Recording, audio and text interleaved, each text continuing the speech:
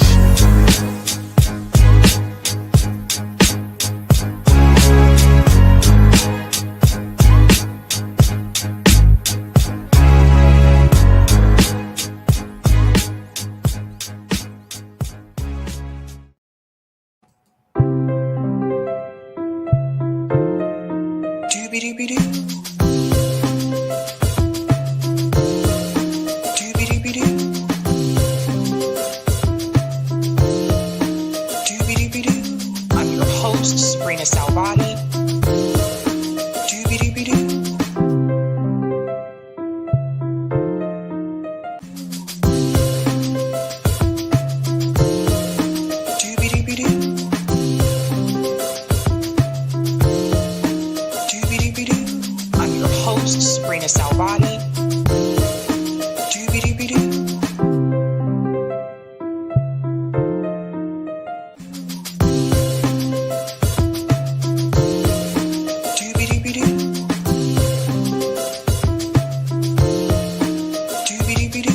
I'm your host, sabrinasalvati.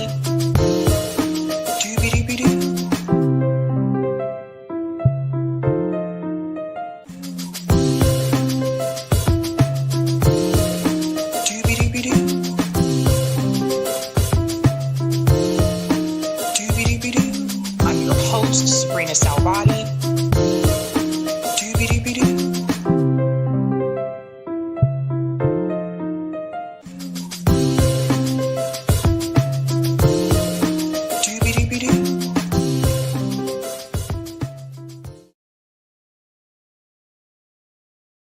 All right. Happy Sunday, ladies and gentlemen. Welcome to Sabs podcast. I'm your host, sabrinasalvati. If you're new, I want to let you know that Sabs podcast is a part of Revolutionary Blackout Network. You can catch me there on Thursdays for the Sabby and JB show, and you can catch me here on Tuesday, Thursday, and Sunday.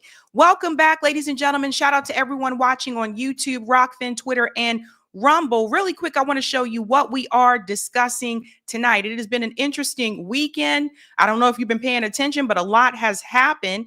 Tonight's theme is cards are on the table. Ladies and gentlemen, tonight, what are we getting into? Dr. West is here. We're also going to discuss what happened between Vladimir Putin and Donald Trump in Alaska and the new news that broke this morning. We're going to get into all of that. Ukraine is not happy. We're also going to discuss, if you haven't heard the story, my comrade Afeni, she was arrested while protesting, trying to protect the youth in DC. Afeni is now free. We're going to get into that story and what Afeni went through there. We're also going to discuss Laura Loomer is at it again. I'm 100% convinced that Laura Loomer is a Fed.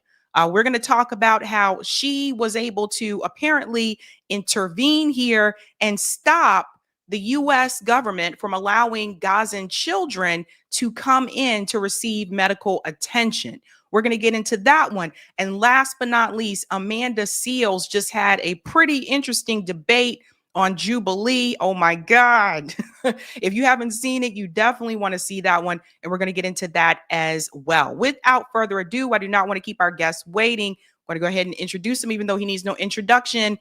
Dr. Cornel West is back on the show. Dr. West, Welcome back. Oh, my dear sister, it's always a blessing and a joy for me to be on your show. You're always so kind to me, but you and I know this is the 130th anniversary of the birth of Marcus Garvey.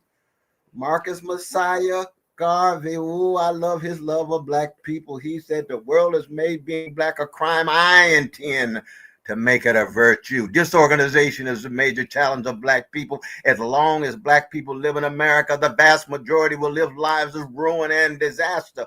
Garvey's been right on all three of those. Now, I'm not a Garveyite, but I love my Garveyite brothers and sisters because of his deep love of the people. And I want to salute your love for black people, your love of oppressed people, your courage, your commitment, and your willingness to take a risk day in and day out. You should know it's not unnoticed by people all around the country and the world. And I say that in the name of your precious grandmama and your parents and your loved ones and your family who go hand in hand with the shaping and making of who Sister Sabby is.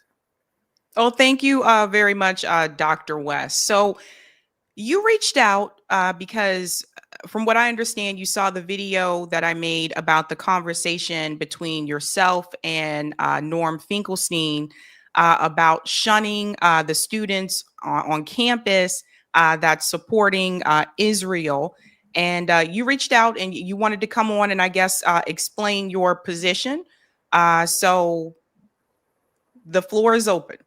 Oh, you so kind. No, my precious wife, Anahita, we sit there and watch you and always, marvel at your moves. And I said, oh, my dear sister got a deep disagreement with me. I hope I get a chance to try to clear it up.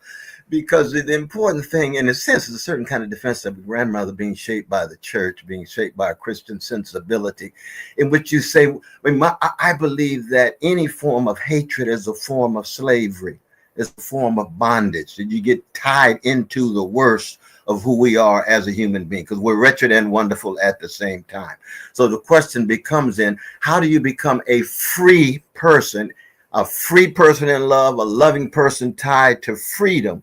And therefore, I, in many ways, didn't disagree with you when you were talking about how there's just certain folk that you got to keep a distance from, because gangsters are gangsters and thugs are thugs, and you got to be able to work in the world and negotiate and navigate yourself in the world in such a way that you're able to thrive. I mean, Garvey talked about self-defense, self-determination, but the first thing is what? Self-respect.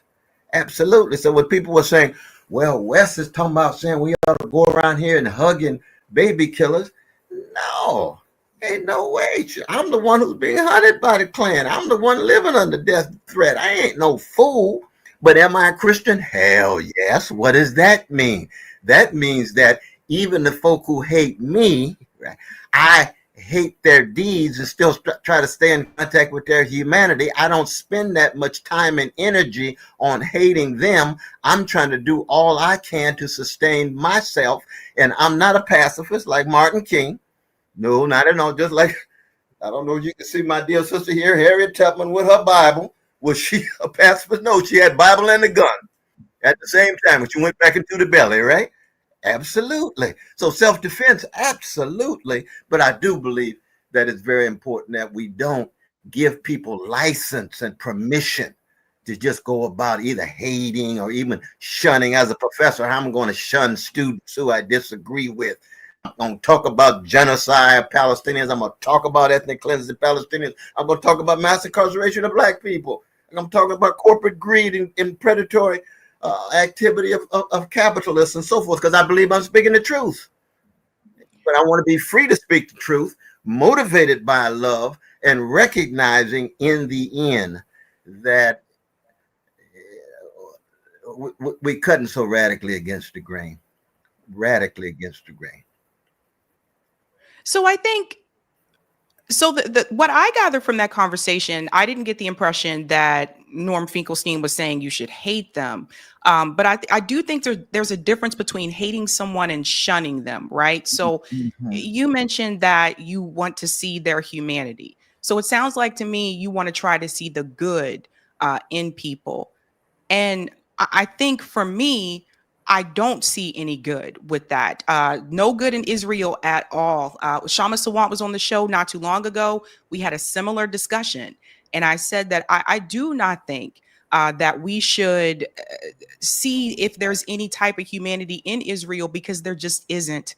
The majority of Israelis, the polls are showing they don't want the Palestinian people there. Then there's another poll that shows also majority feel that they want them out of Gaza and they want the land, right? So I think that there's a difference between I hate people and I am shunning them. I think at this point, anybody who is supporting what Israel, what the IDF is doing in Gaza, and majority do support it, including those students on the campus, yes, they should be shunned, because they need to know that we do not approve of what they're doing. I think otherwise we just go about business as usual. And I look at everything that we have been doing. We have been protesting for almost 2 years, over 2 years now, right? Like people have been writing letters, although I don't think writing letters really does anything, but people have done as much as they can do. Chris Smalls just got back from the Freedom Flotilla. You know, he was willing to risk his life, put himself in danger. He was beaten by the racist IDF in Israel. I do not think that we should give them any room to have any type of humanity. I think that in this particular situation, especially when it comes to Israel, I don't think there is any good. I think there's no good there at all. And sometimes I think that's just the case. So I think that when Norm said that, you know, those students should be able to shun them, I agree that they should be shunned. And I feel like, and you know, feel free to jump in here, but I feel like, Dr. West, I feel like you want to see the good in people, even when there's a possibility that they're just wrong, that these are just hateful people. And these are not my brothers. And I understand that you're a Christian. I grew up in the church too, but they're not my brothers. They're not my sisters. And I think they do need to be shunned at this point in time. Yeah, no. And I appreciate your strong points, my dear sister. And I appreciate the fact that you're just so for real. You know, and I think that's very important, because when you're in a conversation like this, the same was true with Brother Norm, who I have great respect for and I got deep love for, but he and I got disagreements. But I know he's for real. You know what I mean? There's no posing and posturing. Same with you. You are for real. You speak from your heart, mind, and soul, and there's a power in your insight. First thing to keep in mind, that you see, when you call somebody a brother or sister, you're not calling them for me a comrade. You see, as a Christian, all you are saying is that person is made in the image of a God, that they have chosen to be gangsters. So it's not the good in them, it's their potential to change. That's what you're affirming, is their potential to change. And that's true for anybody. You see, anybody. I've been blessed to teach in prison since 1970, beginning with Norfolk, where Martin was, where Malcolm was in 1970. And the same is true in Raw, just a few years ago with Chris Hedges and others. And there's some brothers in there who've done some things that's gangster-like, but they have the potential to change. And it's that potential that I affirm, not because I'm holding my breath. If you're dealing with genocide sponsors, genocide enactors, you don't hold your breath. Why? Because they are, and this is where I think we might have a deep disagreement, my sister. When you say they have no humanity, I think you might mean they're not humane. When they are killing innocent babies, which is sick and pathetic and gangster and barbaric, that is part of their humanity. We humans are wretched creatures. When the Klan lynched our people, when Trump himself, with his Klans-like elements supporting him, and he himself expressing the white supremacist sensibilities that he has, that's part of his humanity too. To be human is to be wretched, and it is to be wonderful. So it's not as if Israel doesn't have any humanity. Israel expressing the wretchedness of humanity in the form of a vicious genocide. And you're right, we seem to be powerless because it has not yet been stopped. That is a colossal failure on behalf of international law, on behalf of humanity as a species. Yes, that's true. But I think it's not that I believe somehow there's good there. There's a potential to for people to change. That's what I'm holding on to as a Christian and as someone who is trying to resist. So I think that, and I want to compare the two, right? So Sure, when we talk sure. about people having the potential to change, at any point in time, if Israelis in Israel want to walk away from the Zionist ideology, want to walk away from that hateful rhetoric and teaching that the Palestinian people are not human, calling them animals, uh, taking their homes in the West Bank, they can do so. They can even leave Israel if they want to get away from all of that. The Palestinian people cannot leave Gaza. They are trapped, they are caged in. At any point in time, any of them in Israel could have spoken out and can still speak out against what is happening to the Palestinian people. They don't want to because they don't want them there.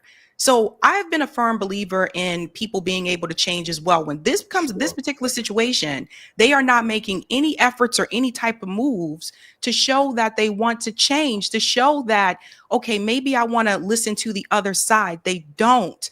And to prove my point, you have Ethiopians that also live in Israel.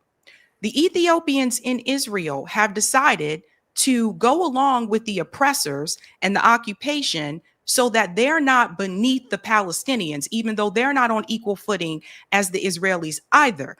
They are willing to kill the Palestinian people so that they aren't lower than them, even though Israel has come in and Israel sterilized Ethiopian women against their will so that they would not continue to reproduce. It's very clear there's racism towards them as well. Chris Absolutely. Smalls made it very clear when he came onto the show that when he was in the prison, he said most of the people that he saw that was locked up in there were Ethiopians and Filipinos, which was a new one to me. Mm, But it's very clear. This is a genocidal, oppressive, hateful state. And the way that I see it, if at any point in time they wanted to change, they could have walked away from that a long time ago. They don't want to. And I think for me, it's just I'm done. And I just and I'm sorry to say it this way, but I'm very, very firm about this. I cannot be willing to believe that they have some type of humanity because they don't. And it's just when they could have said something even before October 7th, when they were stealing people's homes in the West Bank, when they were burning houses down and taking their land. They said nothing. They watched and they let it happen. They cheered it on. So I don't think there's any humanity there with them. And I think that what we need right now at this point in time, we need a radical form of politics that is not afraid to go up against the Zionist entity, that is not afraid to shut it all down. This is not a kumbaya moment. And I know that you like to look for love and peace and things, but at this point in time, I would say it's love and peace that got us in this direction. Israel should have been shunned a long time ago.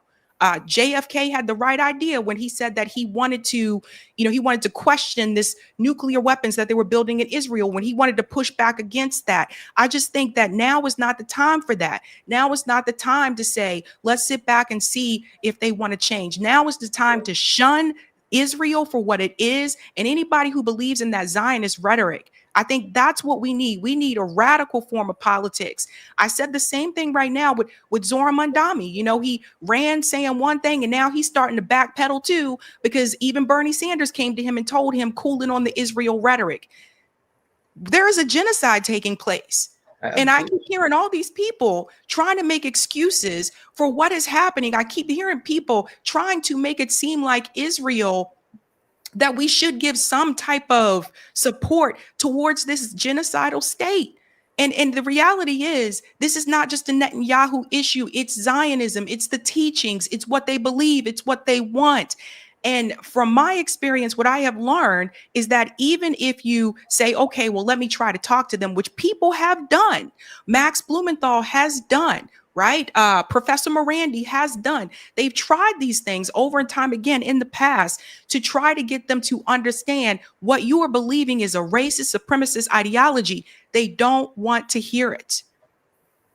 No, I hear what you're saying, but first I want to be very clear, though. One, that I am in no way calling for a kumbaya moment It whatsoever.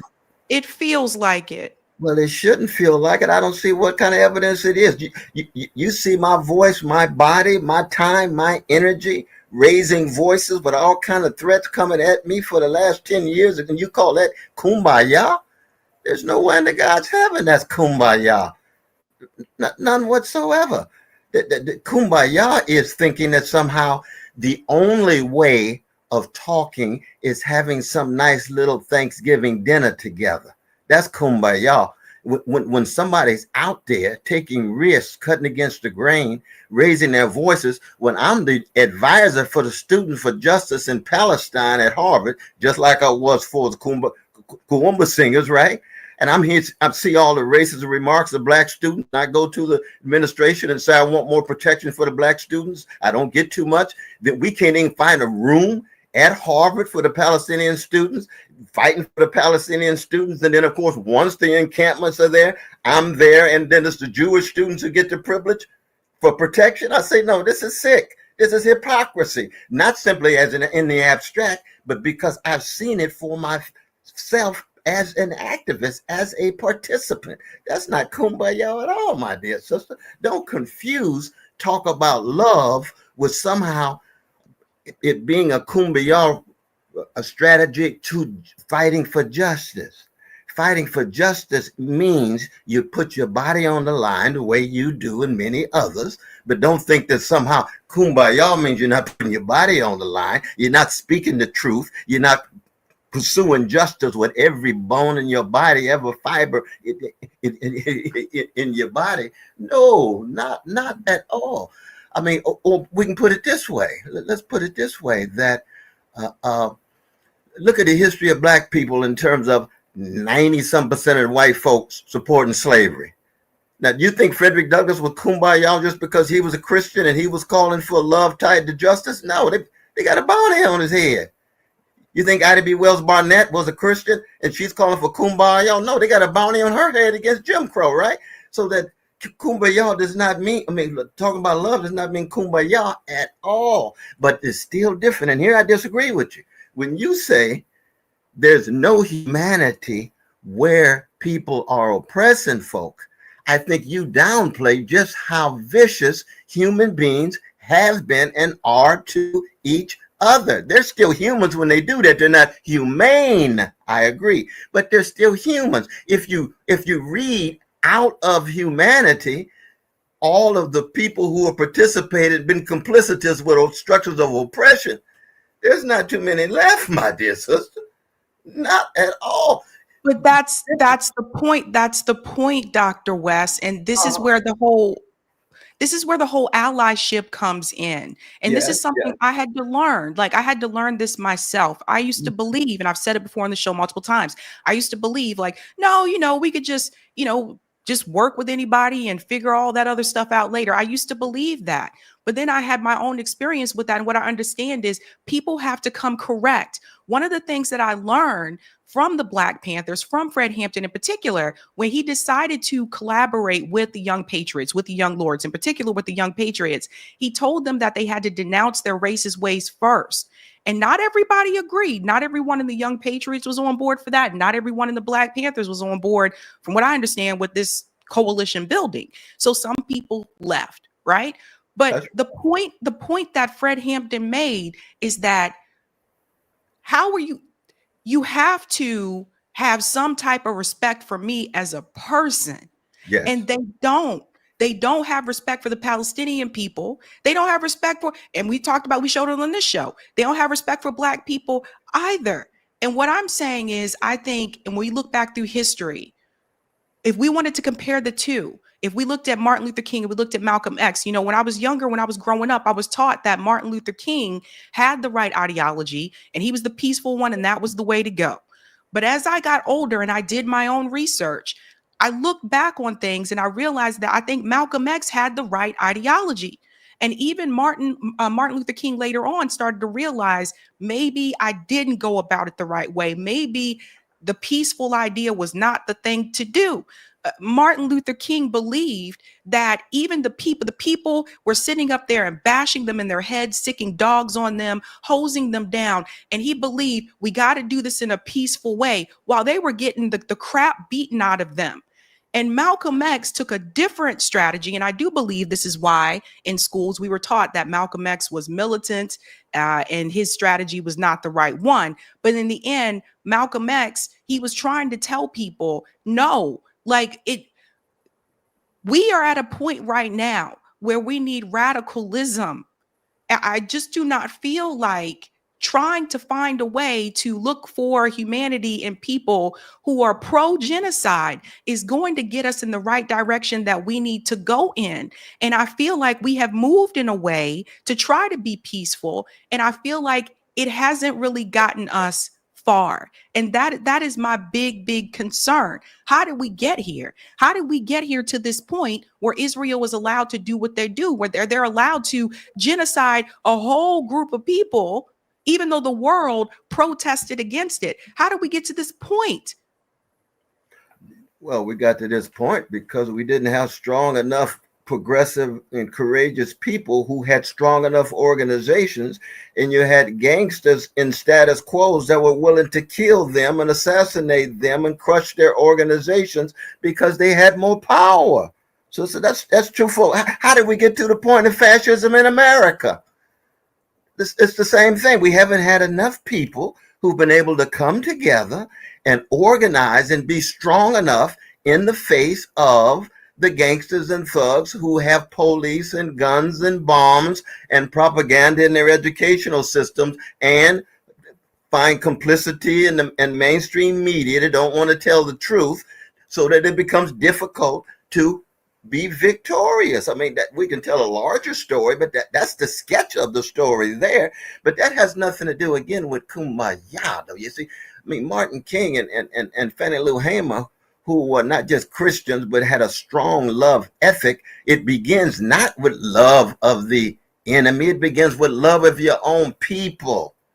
And in any conception of love of the enemy is recognizing they are human beings because they have greed, because they have hatred, and acknowledge that Black folk, we ourselves, also have greed and hatred in us. That when your mother in church talked about love everybody, she wasn't talking just about these white supremacists. Sometimes she was talking about the sister on the other side of the church who was mistreating her. Because they could be mean. Black folk could be full of greed. Black folk could be full of hatred with each other. When Fred Hampton was talking about white allies, he also knew he had black spies from the FBI on the inside facilitating his killing, right?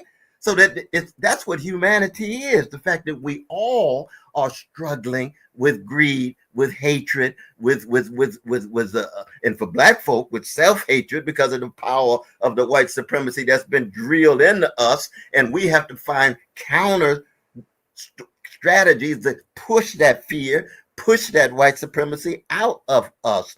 So that when you juxtapose Martin and Malcolm, actually, I'm with you. I agree much more with Malcolm X because I'm not a pacifist. Martin King means the world to me, but I'm not a pacifist. He was. Tutu and I were right there in South Africa at the funerals where we were being shot at. He was a pacifist too. I'm not a pacifist, but I am a Christian. So I believe in self-defense. I believe in just war. When Mandela founded Spirit of Nation, what did he say? We must move into a violent form of resistance, but they were killing what? Mainly they were attacking property, and if they attacked anybody, it was combatants. It was not civilians. Why? Nelson Mandela also happened to be a Christian. People don't talk about that, but he was. He and I talked about that when we met, and I gave the Mandela lecture in 2006. So it's not a question of Martin versus Malcolm. Somehow Martin was kumbaya or peaceful at all. He was a pacifist, so he did not believe in killing, but he was fighting intensely, and he knew they were trying to kill him. Malcolm, never a pacifist, but early on, Malcolm said what? No white folk at all will ever be allies. Even John Brown, they said, nope, no way. He changed his mind. How come? He's forever growing and wrestling and maturing in his own way. But what's beautiful about both of them? They loved us. They were willing to die for us. That's something we should never forget, because no matter what color people are, there's only a slice of people who love like that and who are willing to die for us. I agree with you about what's going on in New York. Brother Chris Smalls, who's my dear, dear brother. You've probably seen some of my social media on him. And I just did a thing on what me and Tavis' show, the Smiley West show that we do every Monday and Thursday. And here he is risking his life. And yet he's a hero to Bernie and AOC, and he can't hear a mumbling word from them. That is sheer cowardliness on behalf of Brother Bernie and Sister AOC. They're cowards when it comes to some of these fundamental issues, and you see how hollow certain dimensions of their progressivism really, really is. And is there a chance of Soran being pushed to the center? Well, all this talk with Obama and Axelrod showing up and all the Obama followers now flocking to him, it looks like he could easily be just another version of AOC in terms of making his way into the power precincts and beginning to adjust to injustice. We got to keep him accountable.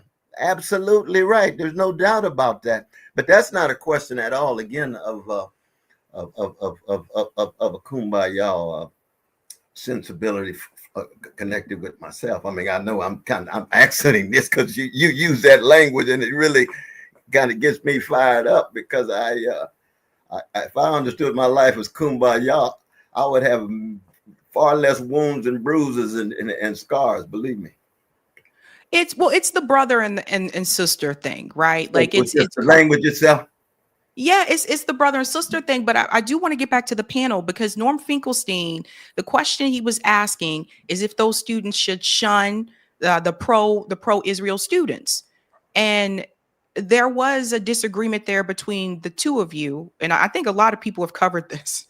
A lot of people covered that conversation, but there was a disagreement there between the two of you, and from what we gathered, it appeared to us that you were saying, no, you shouldn't shun them, because then you end up becoming like you end up behaving like the oppressors.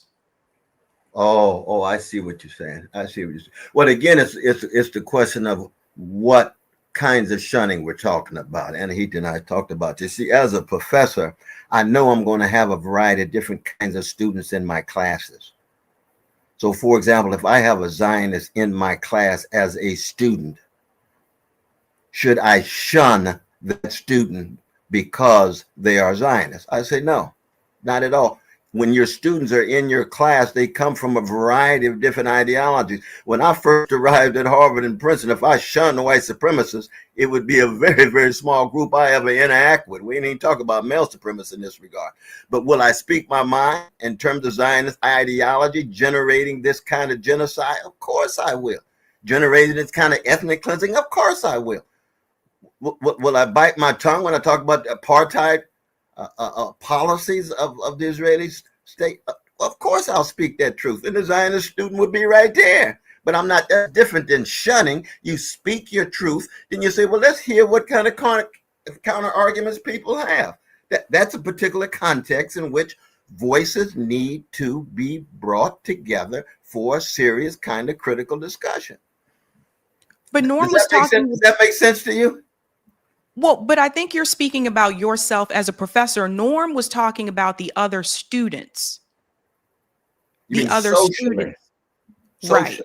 Oh, I see. Well, I mean, the thing is, I told him, he asked me quite explicitly, he said, well, would you shun baby killers? I said, well, I wouldn't just shun them, but I could lose my Holy Ghost and actually go about crushing them, but in the name of Jesus, but I know I wouldn't be acting Christian, because I'm a human being too. I got gangster in me.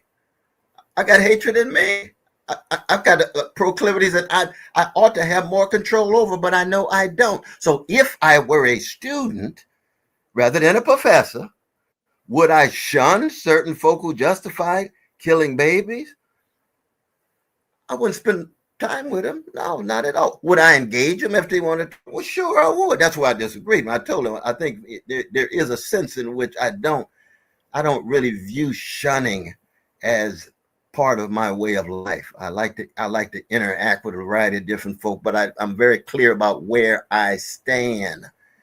And if they have a strong critique of it, I want to hear what it is, and I will respond. So I still disagree with him in that sense, even though, of course, he and I agree on a whole host of things when it comes to his critiques of imperialism and capitalism, and his love of W.B. Du Bois and Paul Robeson and Paul Sweezy and a number of towering friends, Annette Rubinstein and Stanley Aronowitz and a host of others. So I would not engage with them. And I think this is where the disagreement is. Right now, we are looking at laws being put on the books to make communication, social media more challenging, all because the ADL has put, I guess, this out there into the ether. They are basically making it so that now, and this is what I fear, so that now it's like any little thing that you seem to say, anyone can point to, or Zionists can point to in this country and say that you're being anti-Semitic. And people are getting to the point where they feel like they have to walk around on eggshells to comfort a group that is not oppressed. And you have organizations in this country right now that is trying to make it so that, or give the impression that they are the most oppressed people right now. But number one, they're not oppressed at all. And then number two, like, this is what I meant when I said during that segment that we have to look at positions of power. And the question I've been asking myself, especially going into 2025, who is challenging power and who is in power? And those who are in power, those who have the power, cannot be oppressed.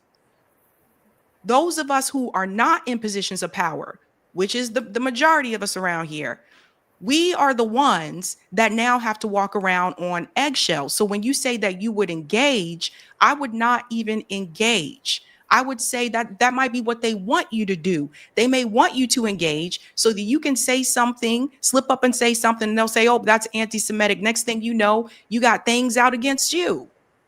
So I think that's the difference. I would not engage at all.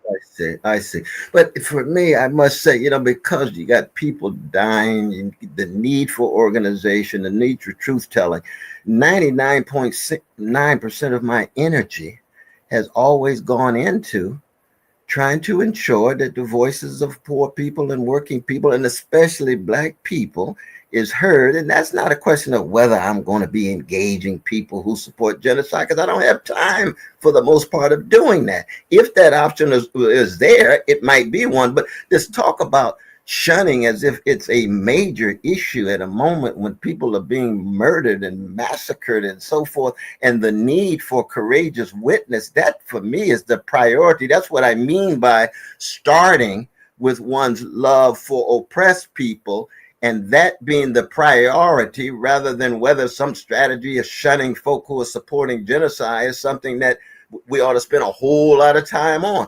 If you, for example, were a student and you said, Brother West, I'm shunning so-and-so, I said, well, that's your decision. I don't think everybody needs to do the same thing. I don't think everybody needs to do what I do. That's your decision. But the important thing is, Sister Sabby, on Thursday afternoon, we're trying to revive these encampments. We're trying to make sure that Palestinian students are empowered. We're trying to make sure that Black students and others, and Jewish Voices for Peace too, we want to include them in terms of their courage and what have you. We need to take time and priority to make sure that our organizations, which are being devastated right now, lied on, vilified, attacked, and so forth and so on, that's the priority. And you got to remember, when I got pushed out of Harvard, what was the issue? It was Israel. A Palestinian issue. Yeah. Right? That was years and years ago. How many folk came to my defense? Very, very few. That's fine. I I'm not worried about that, but my priorities were where they belonged. I didn't get pushed out because he's kumbaya. No, not whatsoever. And not only that, but just being a black person, because as you know, you and I are asked all the time, right? Well, where are the Palestinian voices for black people? Come on, Brother West. How come you and Chris Smalls and them sacrificing so much and spending all this time for Palestinians, and we don't see the Palestinian voices or a lot of Middle Eastern voices? That's true for Iranians. That's true for Turks, and so forth. Where are those voices for black folk? I get that all the time in churches. I get that all the time in black community hall. And I tell them what? I'm a love warrior. As a Christian, I love black people indeed, but I love all oppressed people. So it's not quid pro quo. I don't have to wait for Palestinian voices to be strong for black people, for me as a black man to be in solidarity with them. I'm in solidarity with oppressed people no matter who they are. I'm in solidarity with trans as a straight brother. Why? For me, it's out of deep solidarity and love for them. So that in that sense, that's on the ground, serious kind of challenges that we have. And in a fascist moment, oh my God, when the fascism is intensifying every day, I was telling Noam, I said, I just don't think shunning is going to be a major focus here, given what we're up against. But at the same time, I'm always going to be honest and candid in terms of where I'm coming from. Well, I did speak up when with the Harvard situation. Yes, you did. Yes, you did. I remember that. So. And that's why I was surprised with your comment to Norm Finkelstein, because I remember what happened there, what you went through. I know how Harvard can be. And I think that people were surprised. And it just, to me, and this is the example that I want to use, because I know this was a long time ago, but I want to put this up here. I can't play it because of copyright, but I want to put this up there to prove a point. Years ago, there was a conversation with you and other professionals on the Phil Donahue show. 1990. There it is. Phil Donahue, for those who are not aware, Phil Donahue brought conversations onto his show during a time when some of those conversations were not popular to be had. He lost his show, from what I understand, because he was against the war in Iraq. So he took positions at that time that were not popular to take. But you had a conversation on the Phil Donahue show, and there was a back and forth between you and Sister Souljah. This is Sister Souljah here. She's also a writer. She does engagements every now and then. I think she just did like a talk in a couple of places. And this comes up a lot, Dr. West. I know Dana with the data, she did a really good breakdown of this. So shout out to her for that. And she brought up this question. We have to start asking about inclusion. And the reality is that I go back to that back and forth between you and Sister Souljah. And I think what Sister Souljah was trying to say is that sometimes you cannot coexist with certain people. Sometimes, like, people have to prove that they are an ally first. And it sounded like, to me, you wanted to just try to like work with everybody. And what Sister Souljah is speaking from her direct experience. She was saying like, no, they have to show that they're allies first. You said it a little bit a while ago. You were talking about the people, you got to give people a chance to change. And I told you that if they wanted to in Israel, they have opportunity to do that, and they have chose not to. They continue to follow Zionism, which is a racist supremacist ideology. And going back to that show, Sister Souljah was saying, where are these so-called allies? I would like to meet them because they are far and few. And this is the point that I'm trying to bring home. When I say we need a radical form of politic, that means that we are at a point right now where we cannot take the MLK approach and continue to say we're going to sit in the room with said group and we're going to hear each other out. We're past that point. That's what I'm saying.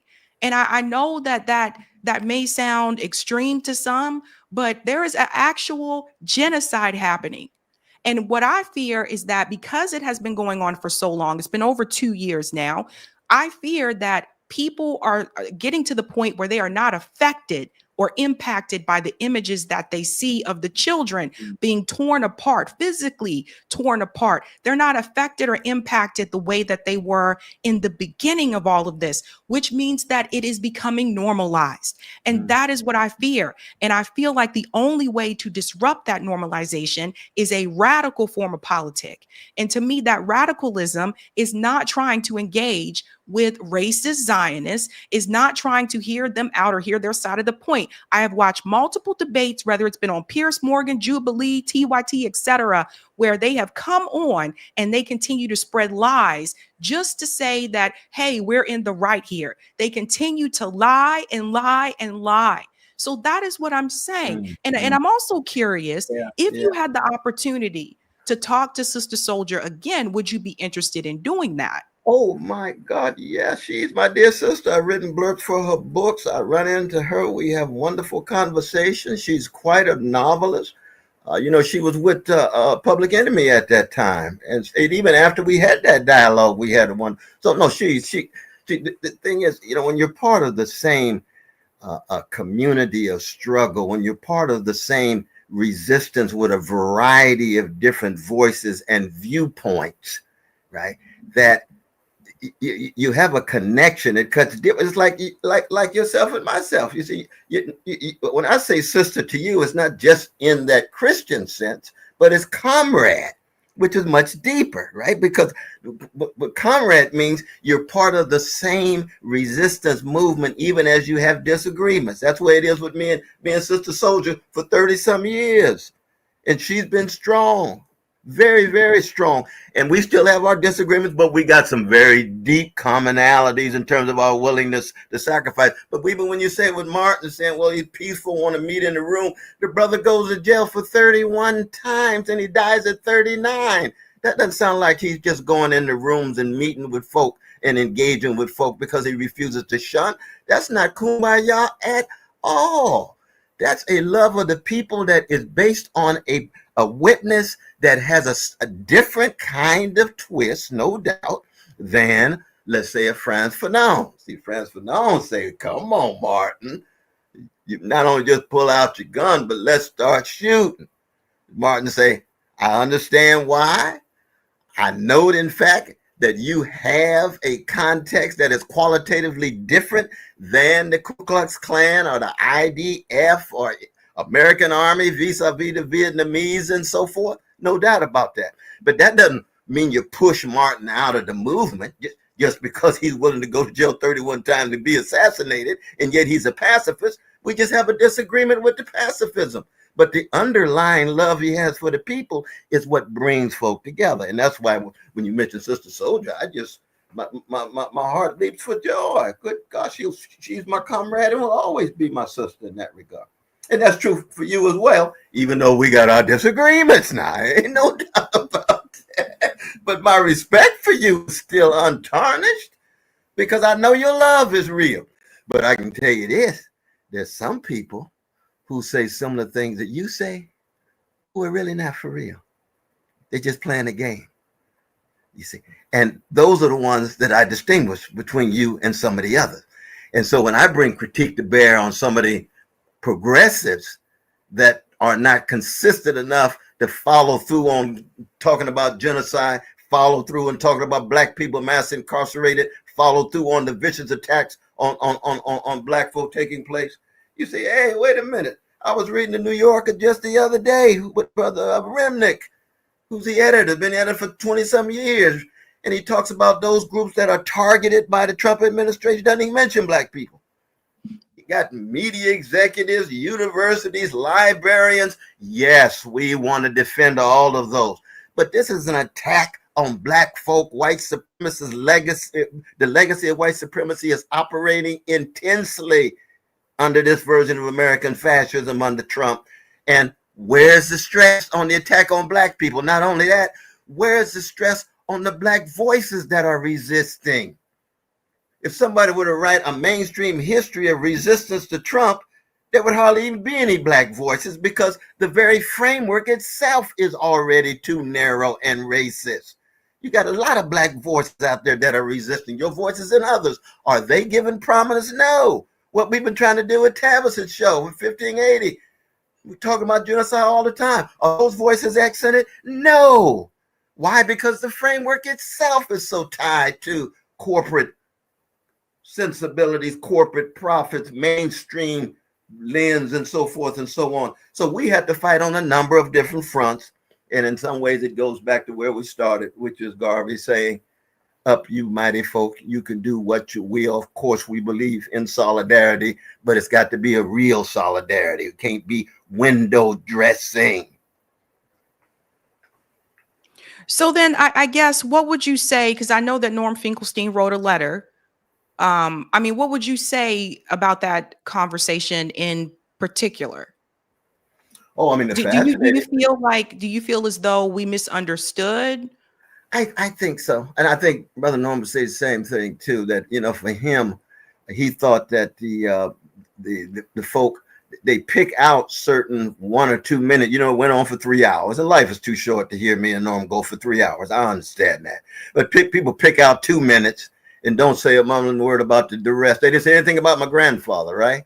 Nobody knows about my grandfather, who picked up his gun when my mother's mother died on the steps of a hospital because the white supremacist hospital would not allow her, and it had to do with a tooth that was falling out. She died right there on the steps. He was a deacon and missionary, Mount Zion Missionary Baptist Church, pulled his gun out looking for the folk. The church folk got him. They ran him out of town. And I told Norman, I said, now see, Big Daddy, Christian to the core, not a follower of Martin Luther King Jr. pacifism, he acted on what he believed.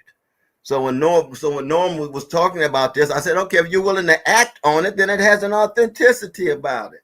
There's no doubt about it. He was telling the story about his mother. When they saw the person they thought who killed the folk in the concentration camp, the Nazi concentration camp. And I turned to him and I said, so what did you do? Granddad got his gun. The granddad would be the first to say, nah, I'm not sure I was being fully Christian, but I think I could have been Christian, but I was being human. That was my wife, and your mother, Cornel, was 2 years old when she died. I have a respect for Big Daddy, even if I disagree with a particular strategy that he might have at that moment, as did most of the folk in the church. If it were to happen to me, shoot, I'd probably get my gun too. I'm a human being. I believe in self-defense. But that doesn't mean that I believe either in a kumbaya strategy and I'm violating, or it doesn't mean that I want to justify hatred. I can hate the sin and try to stay in contact with the humanity of the sinner, because the sinner can change.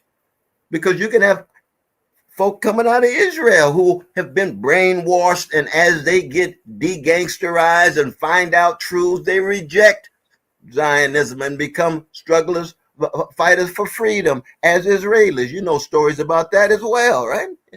That's a human thing. People do change. But change, if that sort, is not a political strategy.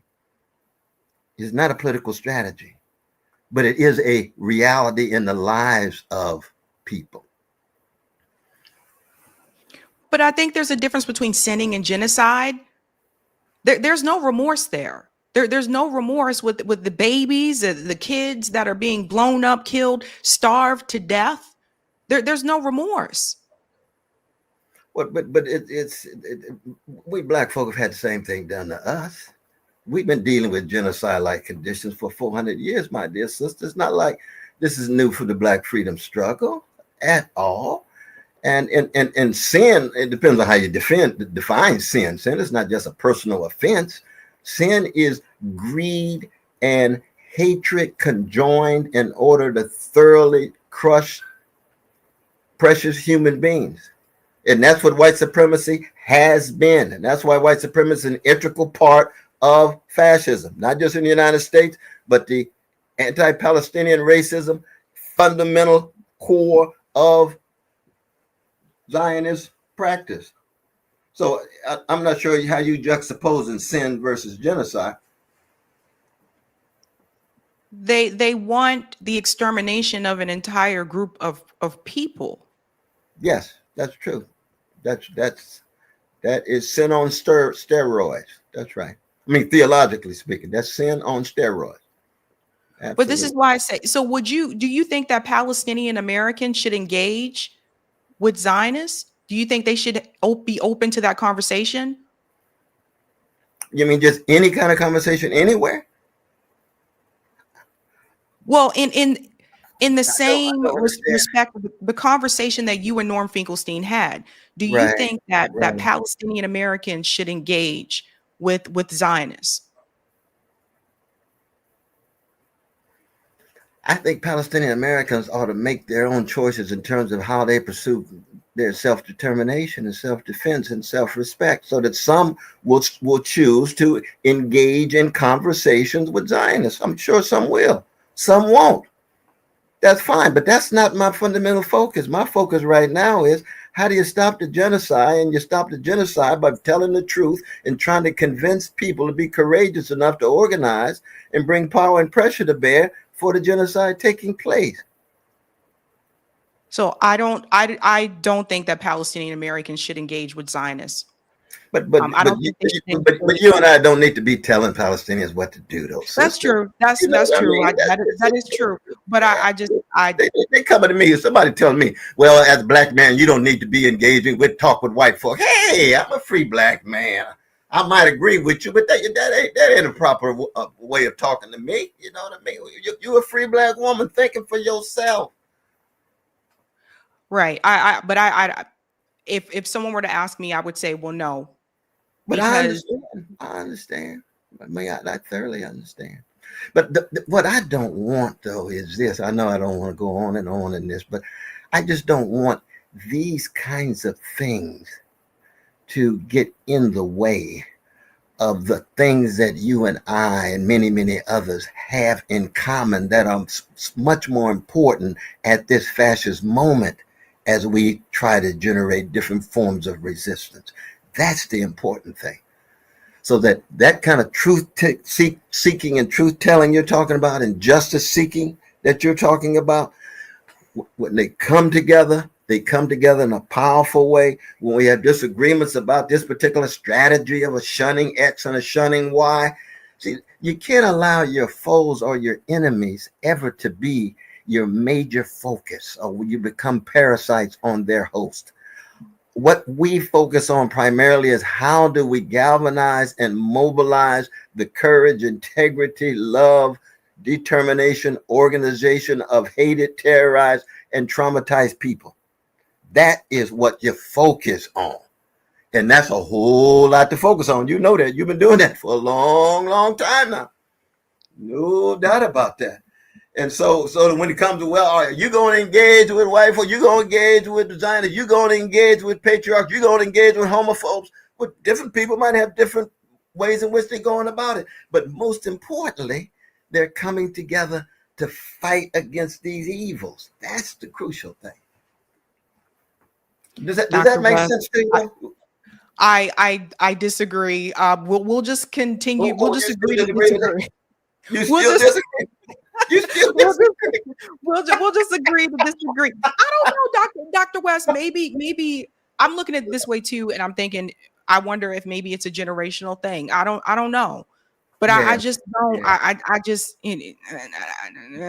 I just can't. I just can't. And the things that I have seen and the things that are still happening, I disagree with you on this particular point here.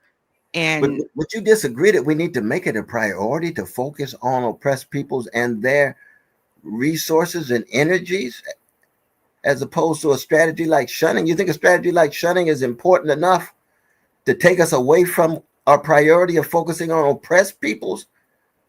I think it's an effective tool.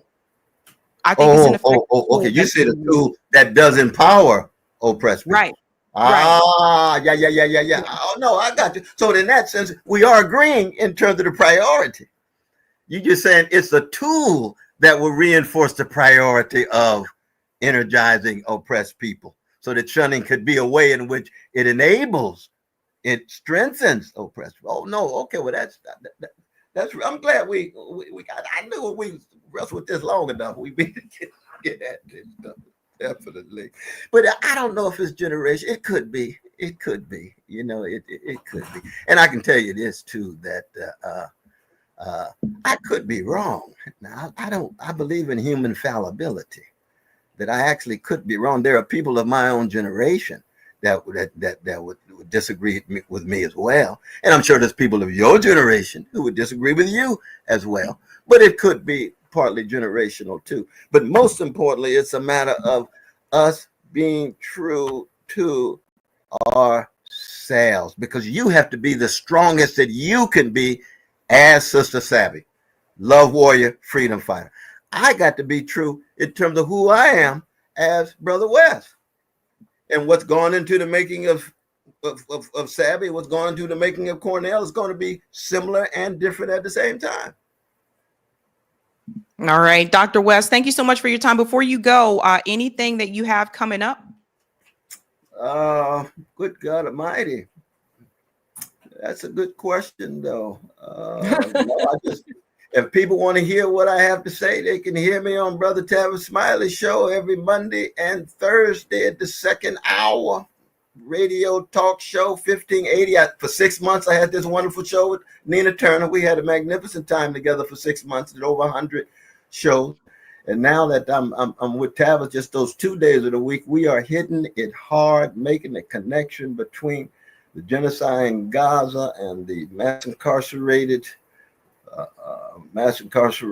and unemployment and white supremacist attacks from the fascist administration of Trump in the United States, so that the domestic and the international is always interwoven. It could be with Haiti, it could be Sudan, it could be with Gaza, but it also connects to what's happening on the ground with poor people, with Black people, with working people. All right. Dr. West, thank you so much for your time. Thank you for the time. You stay strong. Take good care now. Bye. All right, ladies and gents, that was Dr. Cornel West. We're going to keep it moving because I know the time, and you guys know how it can be on Sundays. We do have other stories to get into, ladies and gents. And for some reason, okay, there we go. Quick shout out I want to give to Sabby Sabs patrons. Thank you guys so much for your support. Really do appreciate you, ladies and gents. If you're interested in being a Sabby patron, we have 5 categories here. Ultimate. We have Sabinators. We also have Sabsters. Yes, we do. Yes, we do. Don't forget about those Sabbies, ladies and gents. We have them too. They're holding down the fort. And we also have a group called Members. Yeah. Check it out. All of their names are listed here, ladies and gents, and you can also see their names scrolling across the bottom of the screen there on the ticker. I also want to give a shout out to new Sabby patrons. We call them newbies. Let's give it up for TJ Guard. What's up? What's up? Thank you. Thank you so much. All right, folks. Okie dokie. Let's keep it moving because I'm looking at the time and I know how I can be on Sundays.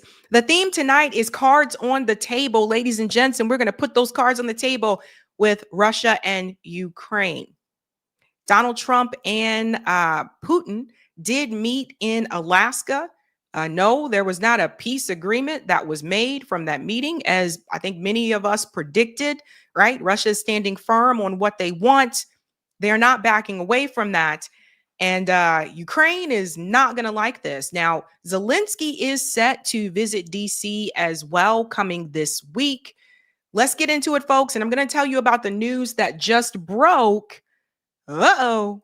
Watching the meeting between the two men, the warm handshake, the jovial encounter, the laughing from Vladimir Putin, the let it go. How does that look from Ukraine? Well, Ukrainians feel very powerless at this moment. They're feeling very anxious about this meeting, and they're not going to like what they're seeing right now because the future of this country is on the line. They're potentially talking about a ceasefire, They're potentially talking about the future borders of this country. President Trump has said that he's not going to get into a detailed discussion about territorial concessions that Ukraine may have to make, but he said that it could come up in conversation.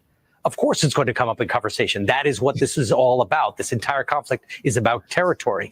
Russia, 3.5 years ago, invaded Ukraine, tried to take all of the country. Ukrainian troops fought back, pushed back the Russians to areas in the south and along the border, and are still holding about 20% of Ukraine. So the entire conflict is about territory.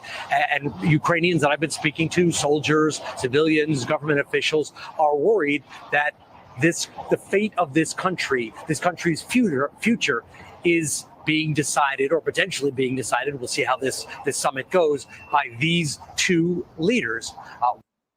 So let's talk about the future of Ukraine here. So as I told you guys before going into this summit in Alaska, Putin was very clear about the territories that he wanted.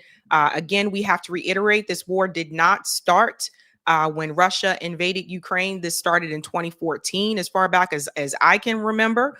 This was a NATO-provoked war, and the U.S. is involved as a proxy. And I think one thing we have to continue to regurgitate on this particular show is that all of this comes down to money, right? Like, why do we have wars?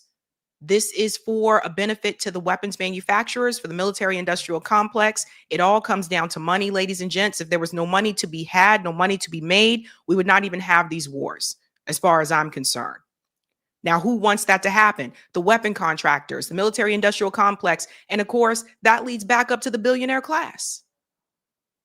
Billionaires like Elon Musk, who do have a stake in the military industrial complex. It all comes back to that. So we always have to link it back to money and corruption. That's how we got here, folks. So the summit did happen. And I think some were expecting a peace agreement to be reached. That was not the case, again, because Vladimir Putin has made it very clear that no, they are not going to give up Crimea or the Donbass to Ukraine, to name a few. So no, there was no peace agreement. I saw all these headlines that said Trump failed in Ukraine. Oh no, what happened to Donald Trump he failed Ukraine in Alaska. What happened? As if people didn't know, what Putin was asking for before this meeting even happened. So I don't know why people expected something else to happen. That is not the case. Now, there's a headline going out. Now, this one came out earlier Sunday morning, which we are going to have to push back on. When you see these headlines, you have to remember you need to hear it from both sides. This is the information that is coming from the Trump administration. They are saying that Putin agreed to let the Europe offer NATO-style protections for Ukraine. Trump envoy says. So again, that's coming from Donald Trump's administration. Russia has not confirmed this. And I'm seeing this headline trending everywhere. Oh, looks like Russia is giving in. So I don't know that this is true. Always wait until you get that confirmation from the other side as well. We see this with Israel and with Gaza as well. They'll say that this deal has been reached, and then Hamas will say that we never agreed to this. So just keep that in mind. And I'm going to show you why I'm not sure if that is even true, because now Marco Rubio, he's speaking out about this. He is not happy that there was information that was leaked from that summit with Trump and Putin. And I don't even want to frame it as leaked, but that's what he says, because I feel like that shouldn't be secret information. You guys had this summit, you had this meeting. I feel like that should be information that is available to the public, to the American people. But he's not happy about it. And he's going to push back here against the Fox News host. And he's going to tell her that what she heard, this information that she gathered about the territories, is not correct. Listen to this. A European diplomat has confirmed to Fox that President Trump supports Putin's proposal for Russia to take full control of Luhansk and Donetsk, all of Donbass. Do you support this move? No, first of all, I don't know who told you that, but they don't know what they're talking about. I mean, the president has said that in terms of territories and stuff, these are things that Zelensky's going to have to decide on. These are things that the Ukrainian side is going to have to agree to. That's all the president is trying to do here is narrow down the open issues, narrow them down, and then see if we can play some role in bringing that closer together so we can stop and end this war once and for all. Look, this war is only going to get worse. It's not going to get better. You've seen that in the escalation and the attacks. Russia's economy is now 100% full-time war footing. They are producing munitions. The Ukrainians are as well. Both sides are hitting each other very, very hard. And the war is only going to get worse. It's not going to get better. So he's trying to do everything he can to bring it to an end. But people that are out there talking what they don't know with all these stupid leaks and things of that nature, they all want to just sound important. They don't know what they're talking about. The president's been very clear. In terms of like what Zelensky is going to agree to, that's up to them to decide. They're going to have to decide what they're willing to give and ultimately what they're going to get, what they're going to demand as well. Both sides are going to, but here's what I can tell you for certain. Pause here for a second. Do you believe Marco Rubio? Do you guys believe them? Do you guys honestly believe that Donald Trump and Putin met in Alaska and they spoke for what I understand over 3 hours from what I read? Do you honestly believe that there was no discussion of territories? What were they meeting for? Right? They walk away from the meeting. There's no ceasefire. There's no peace agreement. But the entire time that they met and talked to each other, we're supposed to believe that there was no discussion of territories. Me thinks Marco Rubio was lying. That is what I think. You can't have a peace deal between two warring factions unless both sides agreed to give up something and both sides agree that the other side gets something, right? Otherwise, if one side gets everything they want, that's not a peace deal. It's called surrender. And I don't think this is a war that's going to end anytime soon on the basis of surrender. So this is tough stuff. I mean, it's difficult to bring these two sides together. We made some progress, we believe, and now we'll have to follow up on that progress. And ultimately, where this should lead is to a meeting between the three leaders, between Zelensky, Putin, and President Trump, where we could finalize it. But we got to get this thing closer before we get to that point. Okay, so he says that, there's not going to be a surrender with this war anytime soon. But why is that? Obviously, Ukraine is not going to surrender because the U.S. government and NATO doesn't want them to, because the military industrial complex doesn't want them to. You know what I'm saying? Like, if they wanted them to surrender, they wouldn't continue to send them weapons. So that would mean that the surrender would have to come from Russia, which they know Putin is not going to do. He is in the position of power. When it comes to this particular conflict, Vladimir Putin is in the position of power.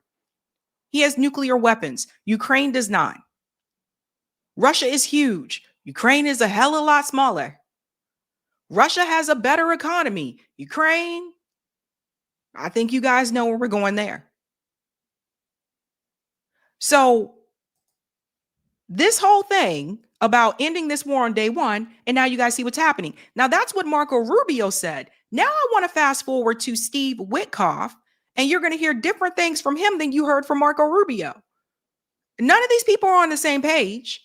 But the one thing I will say is this: they all want to enrich the military industrial complex, regardless of what they tell you. Check this out. So President Trump called this an extremely productive meeting and said many points were agreed to. You were in the room. Can you give us two specific points that were agreed to? We agreed, Jake. First of all, thank you for having me, and good morning.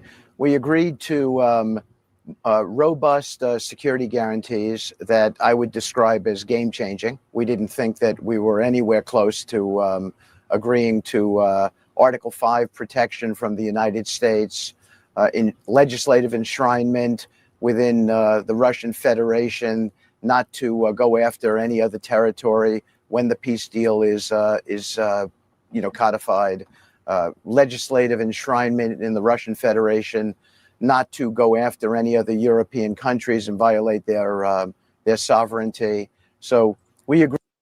So Russia never said they were going after these other European countries, right? That is propaganda that has been spewed from NATO. They never said that. You've never heard Vladimir Putin or Russia say, yeah, next we're going for Poland. Next we're going for this country. Next we're going for that one. That came from NATO. And that information was fed through mainstream media, through corporate media. So I want to push back here because I want you to understand when Steve Witkoff says, yeah, we had, great success, great victories during this conversation. Russia agreed that they're not going to go after any of these European countries. They never said they would. They never said they were going to.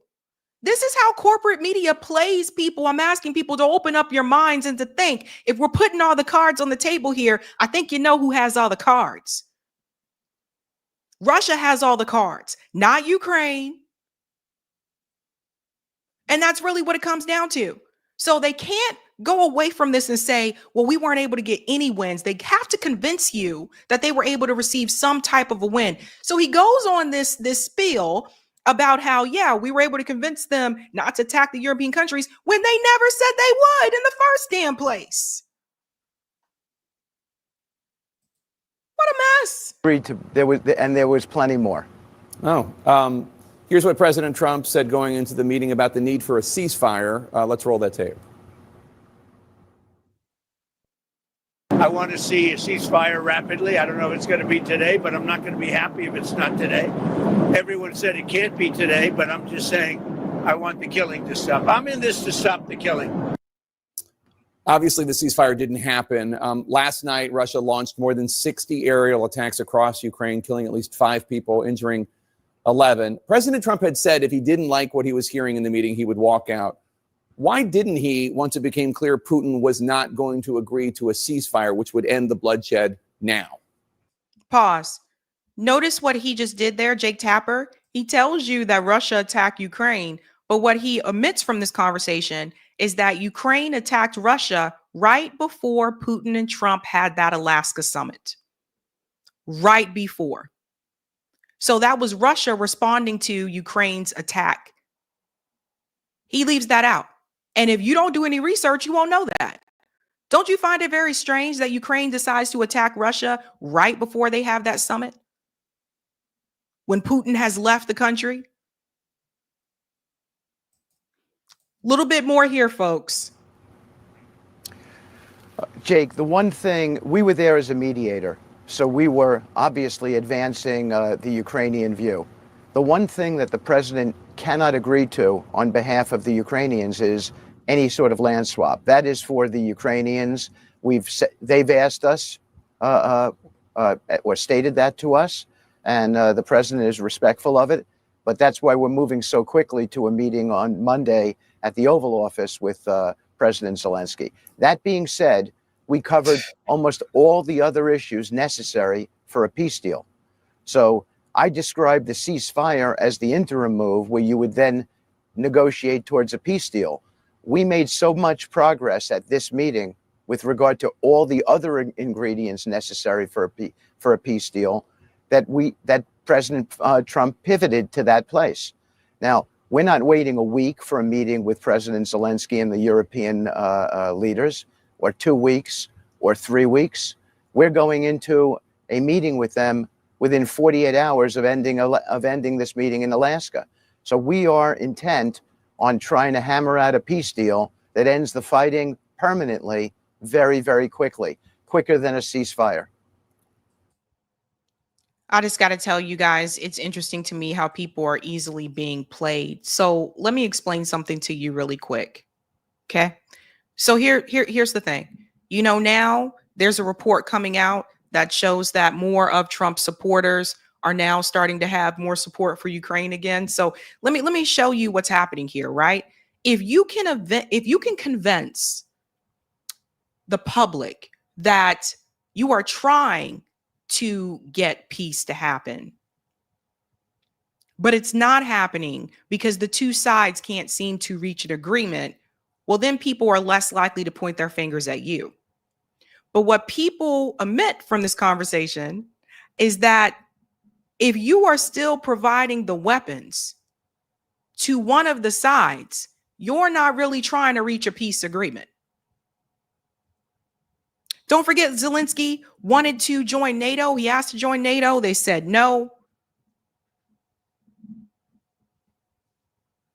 These countries were not supposed to expand towards the east. After the fall of the Berlin Wall, there was an agreement. There was the Minsk Accords. but NATO had other plans. That's where this comes from. This war doesn't come from Russia invading Ukraine. This war comes from going back to 2014, NATO choosing to approach and continue to expand Ukraine to Russia's borders, which was against the agreement that was made after the fall of the Berlin Wall. There is no good that comes from these wars, especially this one. More Ukrainians will continue to die. And that's who's losing. Ukraine is losing on the battlefield, not Russia.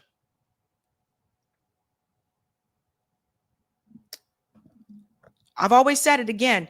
What did I tell you? If they really want peace, they stop the weapons. I said the same thing with Gaza. If the U.S. really wanted peace, they would stop the weapons. If they wanted the genocide to end, they would stop giving weapons to Israel. But they want it. Their job, the politicians, it's their job to convince you that they're doing everything possible, everything that they can. You can't throw a stone in someone's backyard and then run away and hide your hands and say, don't hit me back. That's what the U.S. and NATO did. That's how we got into this situation. Corporate media won't tell you that. And a lot of the people who are experts on this war that have been onto this show are not invited on corporate media. So connect the dots. Zelensky will be here soon. We'll have to wait and see what happens there. Crazy stuff, guys. Crazy stuff. But what did Trump tell you? I'll stop it on day one. Yeah, right. All right. Let's go to some of the super chats, ladies and gents. Thank you, David. Like Charlie the Unicorn, shun. Thank you, Courtney. West surely shunned the hell out of Jimmy Dore when he questioned him about having a serious campaign when he ran for president.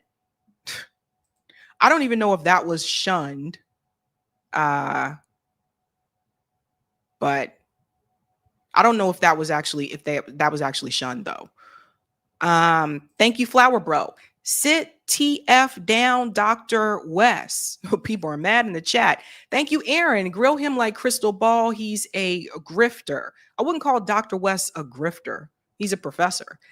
Thank you, David. The term for this is fence sitting, Dr. West. Thank you, Courtney. Sabby, you don't have a good poker face when you hear BS and it shows. LOL. Yeah, I've been told that before. Thank you, Emily. Oh, I've never seen Emily spelled that way before. No love for evil. How else can you describe burning people alive? Thank you, Flower Bro. So condescending. Zionists are not people. Police are not people. He is either grifting, ill-informed, or he's a coward.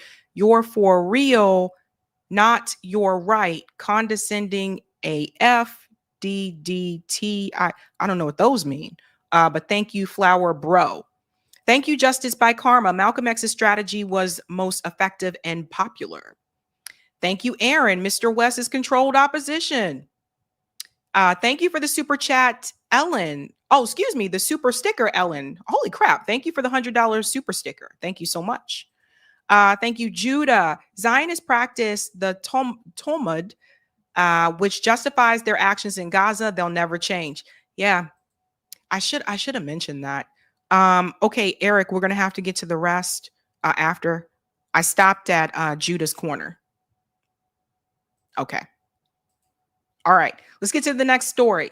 We got to give a shout out here to someone who I have a lot of admiration for, someone who's a fighter, activist, and who has done a lot for someone her age. And that is Afeni. Afeni is a great activist. She's a powerful speaker. I first met Afeni a couple years ago, and she's in DC. I'm in the Boston area here in Massachusetts, but we have had the opportunity to hang out in person a couple of times when I've gone to DC for a rally or whatever else I was there for. I'm usually there for like a rally or something to cover something like that. But Afeni was standing up for people in DC, in particular, younger people, and she was tear gassed and she was arrested. It was Chris Smalls who sent out the alarm Saturday morning. Not a drill. I need all my DC comrades to pull up for Facts and Fire. That's her name on X, Afeni. The fascist Trump amped up police thugs, arrested her while she was protecting the youth last night, 1 p.m., 500 Indiana Avenue. So, and there's Chris Smalls and Afeni there. For those who are not familiar with Afeni, the very first time I saw her on video was during the BLM protests, right? So she was protesting against police brutality.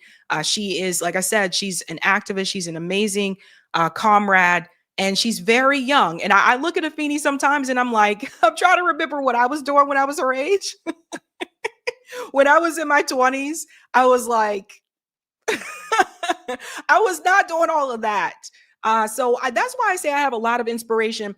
You guys like that are younger, the younger people like in their 20s, and even those that are like teenagers that are out there like protesting and things like that. I like have just so much respect for you, because again, like I said, I look back and I'm trying to wonder like what I was doing when I was her age. And it's not something that I would, applaud or celebrate on here. I mean, I was in undergrad and going to parties, that type of thing. But she's a real one. And I want to show you what happened here. Raphael shared this video and he said, does anyone know if Afeni is okay? So they tear gassed her. I'll show you this part here. I want people to know that this is a fascist takeover of DC and that our youth are going to be directly impacted by this. Get out of the way. It doesn't fucking matter about me. I will be fine. Our kids will not be. The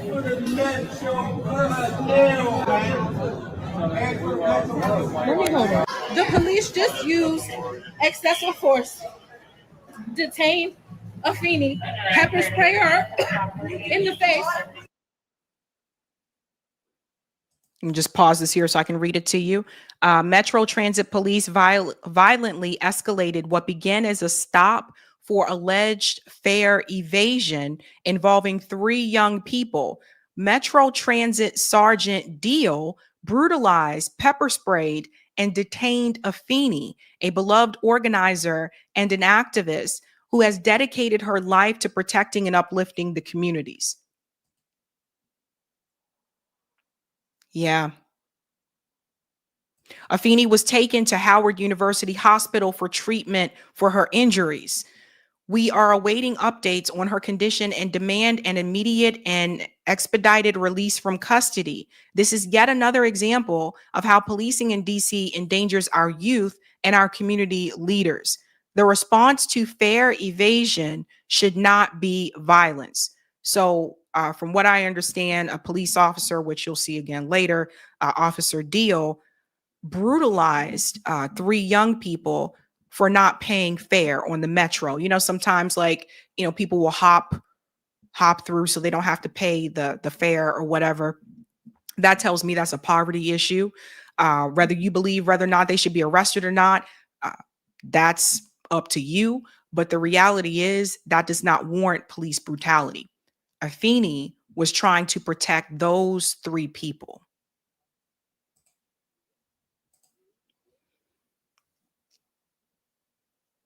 And she was taken to Howard.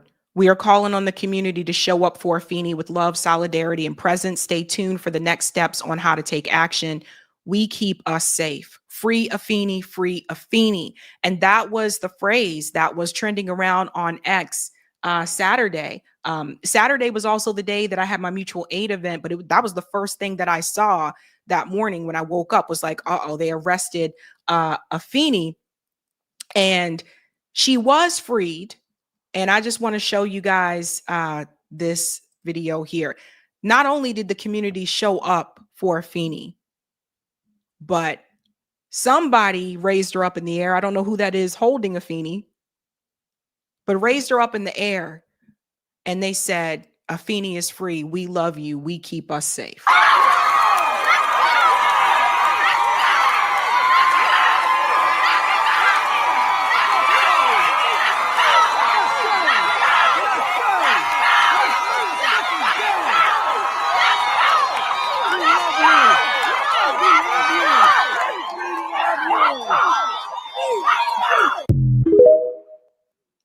Yeah, And this goes back to something that I've said before, which is that when they say we keep us safe, it's true. The community will keep you safe, not the, you guys know how I feel about the police. The community will keep you safe, not the police, not these politicians. It's always the activists that show up, the people who are part of the community, the people that you organize with. They're the ones that show up for you when everyone else has turned a blind eye, or if they are trying to brutalize you, right? It's either one or the other, but they're the ones that show up. And Afeni was out there because you guys know, we talked about it before on the show, that Donald Trump sent the police into DC, or took over the DC police, the National Guard. I'm going to tell you something else about that. They're sending them in as well. And I've shown videos on this show where they have been approaching Black people in particular, just to try to see if they can catch something, right? So again, like I said, you know what happens, who is usually targeted when there's an elevated police presence, who is usually targeted when you have a police state. So Afeni did respond to the message that came from Metro Transit Police. She said, "You forgot to say you dropped the charges. You forgot to say y'all pepper sprayed me and threw me to the ground for a $50 civil citation. And yes, I did cuss you hoes out, and I will do it again for our youth. Fuck y'all," she said. So yeah, threw her to the ground.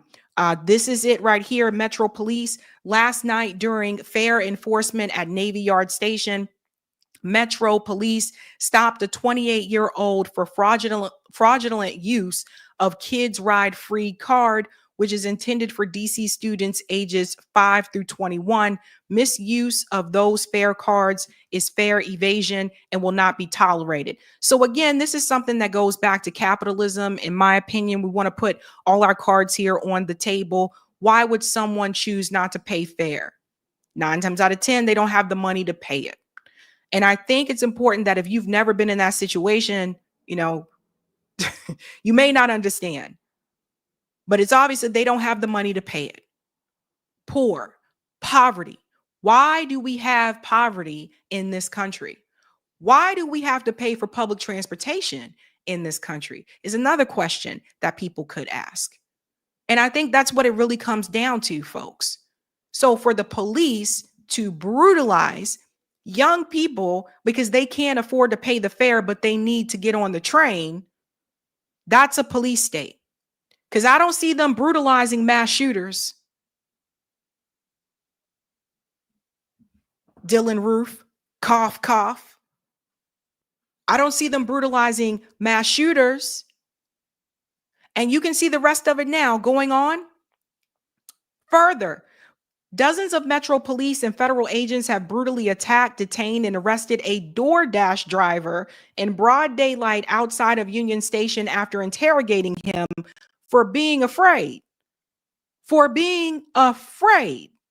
Listen to this. They have agents harassing this man, asking him why he's scared, what he's scared of. Like, the whole fucking Trump administration isn't harassing and detaining immigrants, people who speak Spanish, isn't racially profiling people.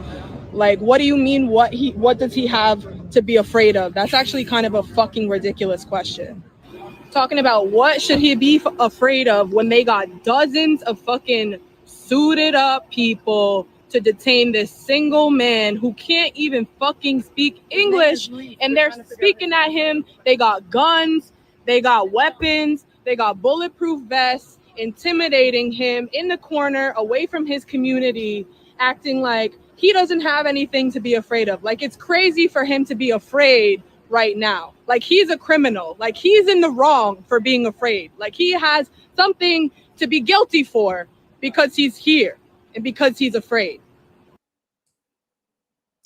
Yeah, that's where we're going. And that's not the all of it, ladies and gentlemen, because the National Guard, they are now announcing that the National Guard is sending in more troops into DC, but that they are going to carry firearms. This is what they're using the National Guard for. You would think that there was like this big, massive riot, that is just taking over DC the way they are sending in this police militarized force here. I don't know if everybody saw this. Some National Guard troops in Washington set to carry firearms. The National Guard presence in DC is set to increase in the next coming days after the governors of some Republican states deploy troops to the Capitol. So this is another big one, right? So they are continuing to increase the police state here. That is very problematic. And what is this really all about? I told you guys, I really do think the end game is to support this idea of freedom cities. And I think that they feel in order to do that, they have to have this heavy police presence. Now, you see all this heavy police presence against a DoorDash driver, kids jumping the fare machine to take public transportation. The guys that were sitting on the steps that were smoking cigarettes, but they were approached because the police thought that they may be smoking weed. But you don't see any of this mass police presence to arrest Epstein's buddies. People who are running a global trafficking network. Where's that heavy police presence? There. It's non-existent. So when we put all our cards on the table, what we see is that those who are in power and maintain power are protected. Those who have no power are an easy target, not just for law enforcement, but for anyone that protects and backs power. Something to think about, folks. Let's go to part 2, type VNC, Eric. Thank you so much. We will go on with the super chats, ladies and gents. There's a lot of them, so sorry, guys. Thank you, Aaron. Why do they spit on Christians? It's a good point, Aaron. Thank you, 24. Hi, Sabby. Respect to Dr. West for having the conversation. However, I'm not exactly sure on what Dr. West is trying to say. What might be the solution/action if not to shun? Thank you, Justice. Cornel West shunned RBN and Greens, liar and hypocrite. We didn't shun RBN. There was a disagreement with those of us at RBN, but he hasn't shunned us. I know about the Greens. I know some about the Greens. There was definitely a big fallout there. Thank you, William. Please ask Cornel if he knows about the Talmud, which whites are the white supremacists you constantly speak on. What group of white are above us all, please? I should have asked him that. I didn't see this till then. Sorry, William. Thank you, Roger. Sab is cooking like it's Thanksgiving, which is right around the corner, by the way. You guys realize Thanksgiving's like right around the corner? Sorry, I'm not going to rush ahead. I know some people are like, can we just stay where we at right now? And thank you, William. Cornel, one group claims they're chosen by God above all other humans are doing things that make Ted Bundy and Jeffrey Dahmer look like child's play. Thank you for the super sticker, TJ White. Thank you, Flower Bro. Hamas, Ansar Allah, Shane, Tamara, Rodney Hinton. Love, love, love. Thank you, William. Cornel, will you tell the truth about the chosen people or just keep crying white supremacy? Tell us who the only true racist people are. Truth, please. Thank you, William.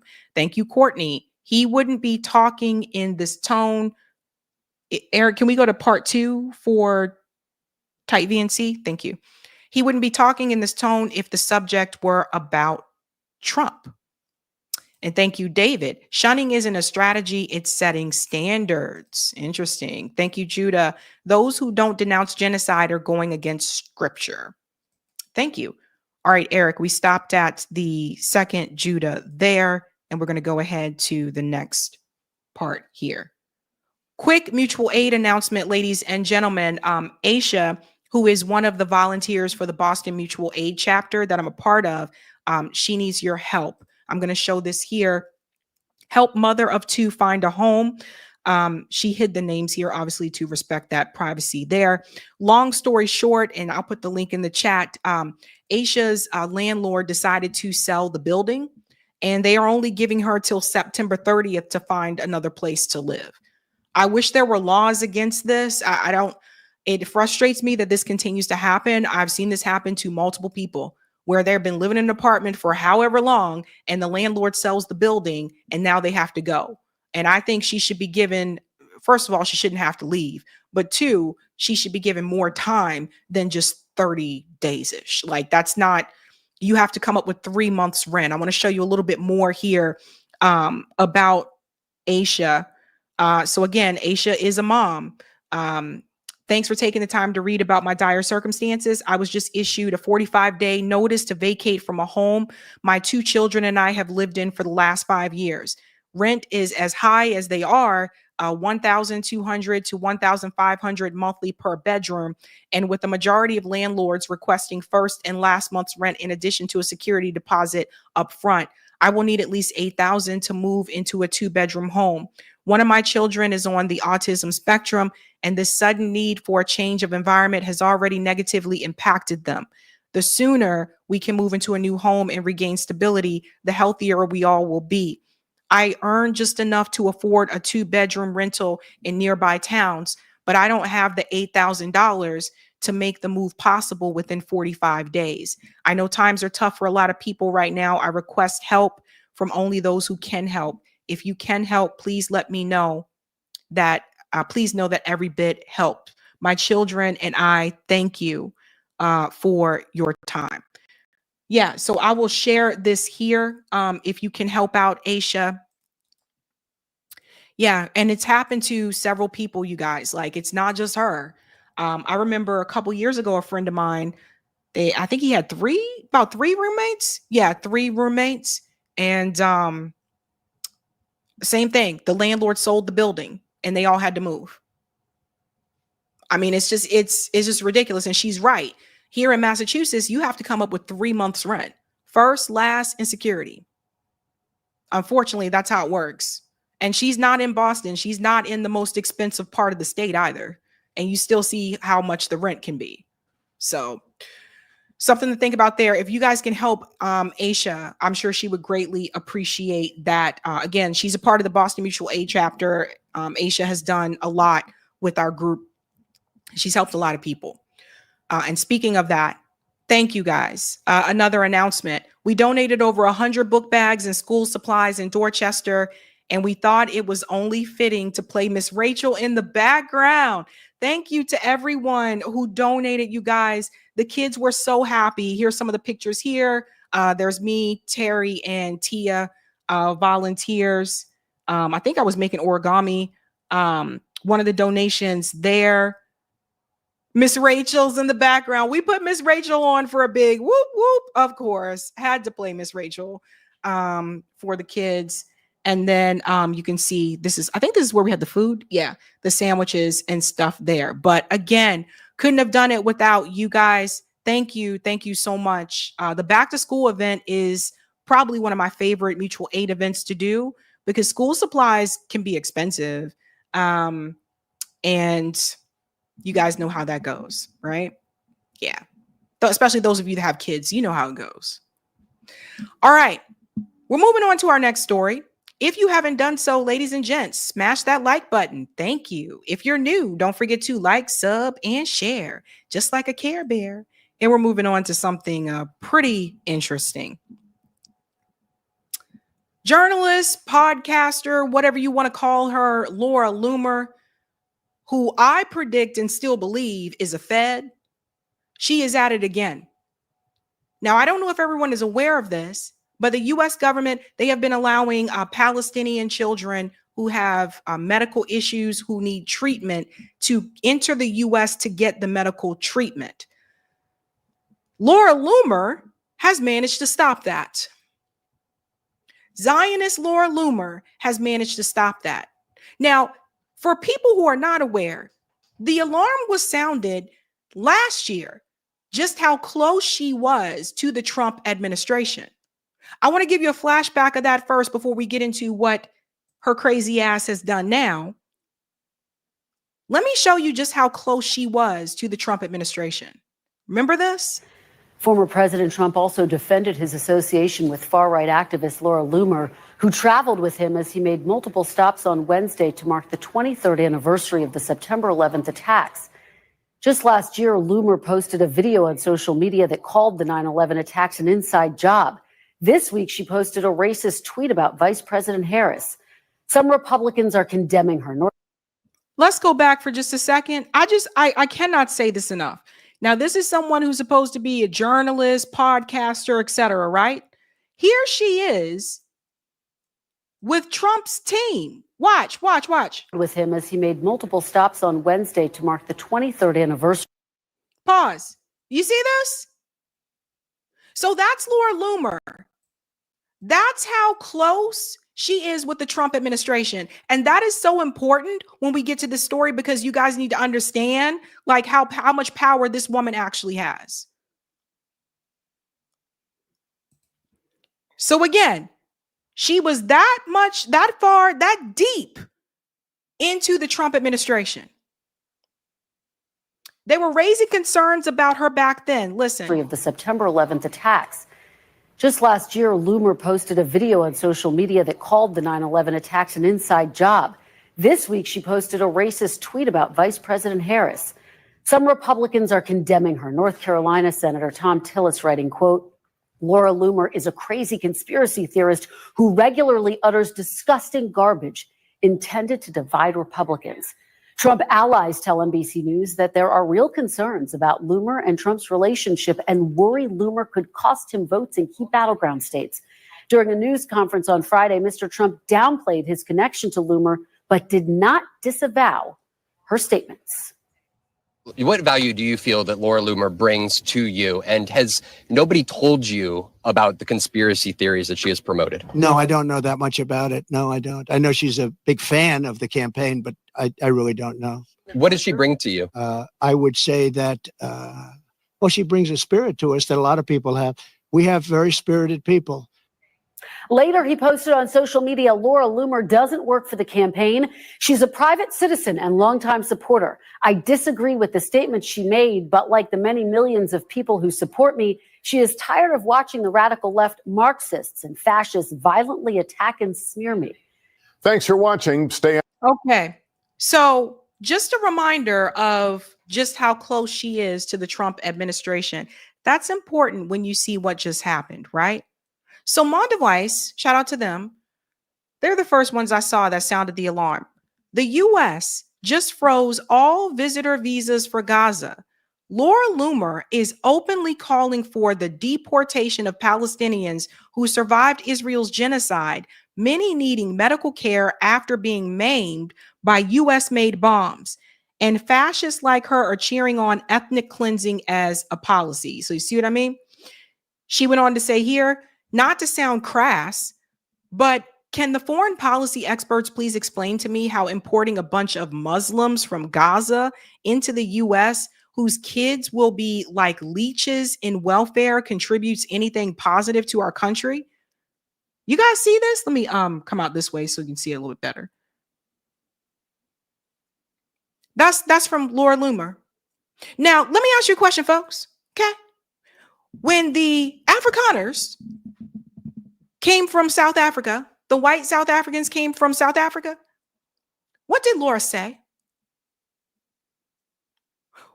Why wasn't Laura against that? Because those are the right kind of people that she wanted here. But these children were coming here to get medical treatment because Israel has pretty much flattened Gaza. They bombed all the hospitals. The doctors who were in Gaza have appeared on numerous shows to talk about how they have been operating on children without anesthesia. They don't have the tools that they need to treat them and care for them. And notice how she has to mention the Muslim part. See, this is what I was saying to Dr. West. This is why I said, no, I don't think we should engage with these people. This is why. This is just diabolical. This is evil. Right? So she's bringing back the Islamophobia again. What value do these people have in our country? They will never contribute anything positive. So we go on with this now. They need to be deported now. You're not that sick if you can sit on a plane for 22 hours. You guys believe this? Come on now. Who do these people think they are fooling? She tagged Marco Rubio in this tweet. After that tag, State Department halts medical humanitarian visa for people in Gaza. I kid you not. And this is why I continue to say I believe that Laura Loomer is a Fed. And I've been saying for quite some time, you don't get away with saying that. How you have this much power? So you can see here, there were people waiting at the airport. Welcome, DC, Muhammad. Welcome to DC. The U.S. State Department said on Saturday that it's stopping all visitor visas for people from Gaza. The department made the announcement on social media platform X, saying that it's halting these visas to conduct a full and thorough review of the process and procedures used for granting medical humanitarian visas. But there was no pause, no thorough review when they decided to bring in the Afrikaners. Not only decided to bring them in, but they escalated their immigration to the U.S. It's just blatantly racist. And she has this much power. The State Department did not immediately respond to NPR's request for details on how many such visas have been granted in recent months, but its announcement described it as a small number. She is complaining about a small number of kids who were brought here to get medical treatment. An Ohio-based humanitarian group called Heal Palestine is the main American organization helping evacuate people, primarily injured children and family members, and bringing them to several cities in the U.S. for medical treatment. Now, according to the organization's website, it has evacuated 148 people from Gaza, including 63 children. Now, flashback. On August 4th, it said here the organization announced the arrival of 11 critically injured children, ages 6 to 15, along with their siblings and caregivers, to several major cities, including Boston, Atlanta, and Dallas, for medical care. The news of their arrival led far-right activist Laura Loomer to claim, without providing any supporting evidence, on social media that Heal Palestine is mass importing Gazans into the U.S. under the false claim of humanitarian aid. 15 children, 15, 11 critically injured children is a mass import. You know what it reminded me of? It reminds me of this saying that people used to have back in the day that, oh, if it's one or two of them, it's okay. Any more than two, it's a gang. That's what it reminds me of. Laura Loomer, she also demanded that Trump administration needs to shut this abomination down ASAP before a family member of one of the Gazans goes rogue and kills Americans for Hamas. No, like they don't do that. We're the evil people that do that. It is this country, it is this government that's the evil one that goes to kill people all over the world. Steal their land, steal their resources. And if it's not this country doing it, we're giving the weapons to another country to do it. What a disgusting person. So, and then it goes on to talk about the X post that I just showed you where she was tagging Marco Rubio. Now check this out. Breaking news. Following the release of my reports yesterday, exposing flights of Gazans arriving at airports all across the U.S., the U.S. State Department just announced that all visitor visas for individuals from Gaza are being stopped.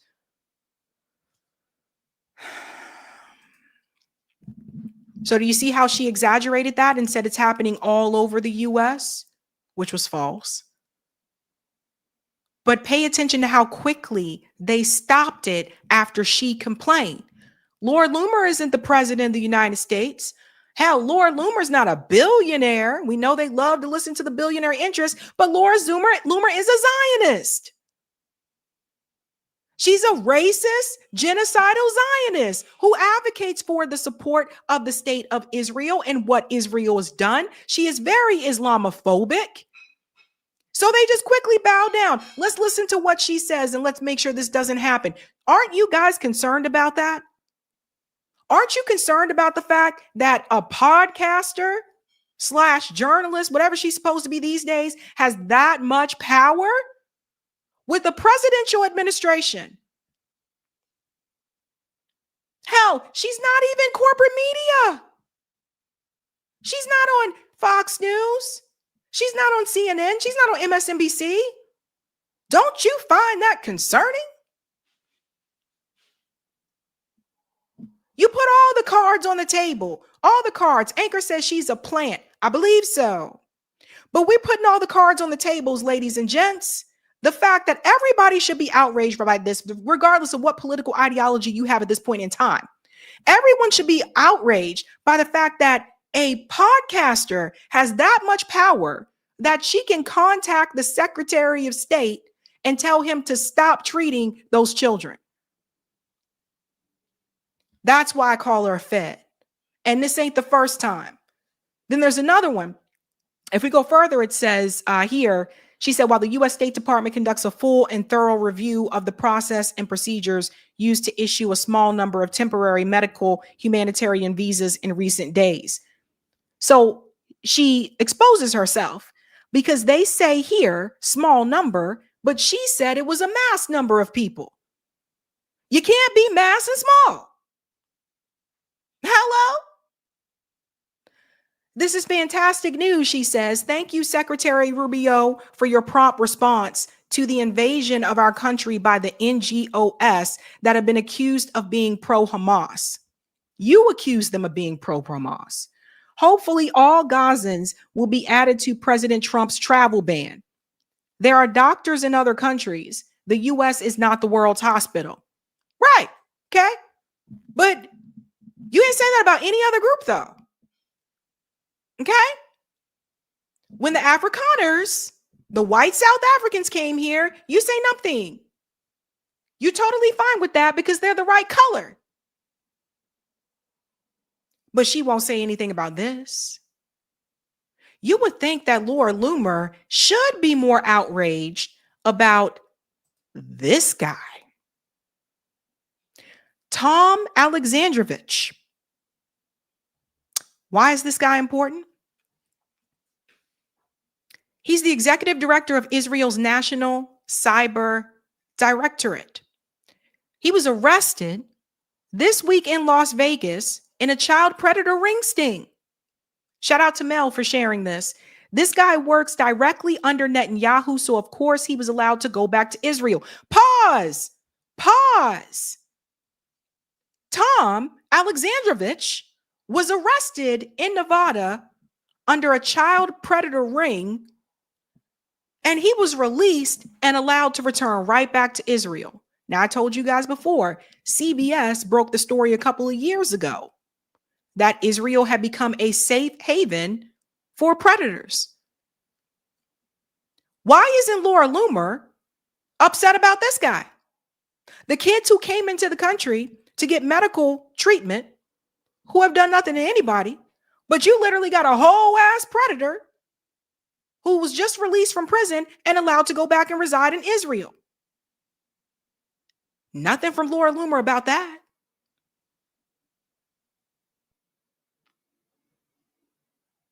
You think Laura Loomer don't know that those things are happening in Israel? She know. But protecting it. It says it here. Tom, 38 years old. There were a couple others arrested as well.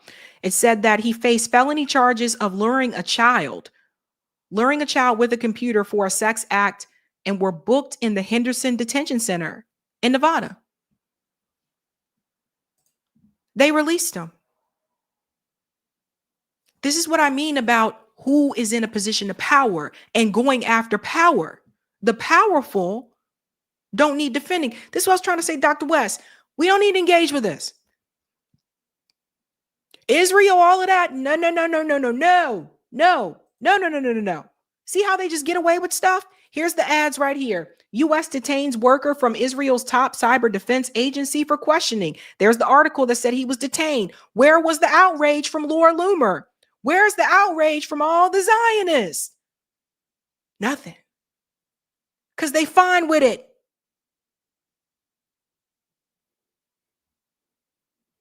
Nothing at all. Solomon shared this as well. Trump administration helped Netanyahu's cyber chief flee to Israel. They helped him.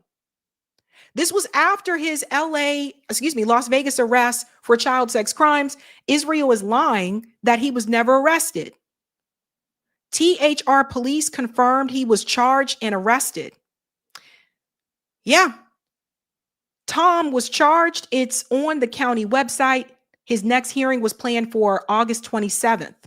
Tom was charged with luring a child. Why did the Trump administration intervene on behalf of Alexandrovich? So here it is right here, guys. Here's the arrest that Israel says doesn't exist. Laura Loomer won't say anything about this, though. Arrest date. See, file date. Right here. Nothing from Laura, nothing at all. And the Trump administration helped him. They helped him leave. They helped him flee. And this is why I said, all of you that were so vocal under the Biden administration about we got to protect the kids, save the children, and all this stuff, you're real quiet now. Maybe not all of you. Some of you do disagree. Ever since it's like, oh, just hush with the Epstein files, I saw a lot of people just follow Donald Trump's lead like sheep. Bah! Just like that. Now, all of a sudden, you don't care about those kids. Now we ain't talking about those, the poor children. Now it's just follow your leader.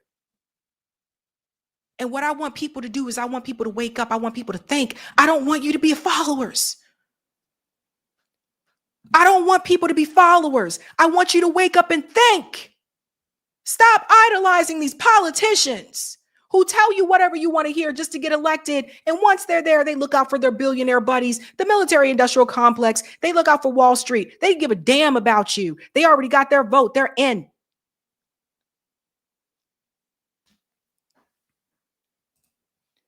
But Laura won't say anything about that. Protecting it.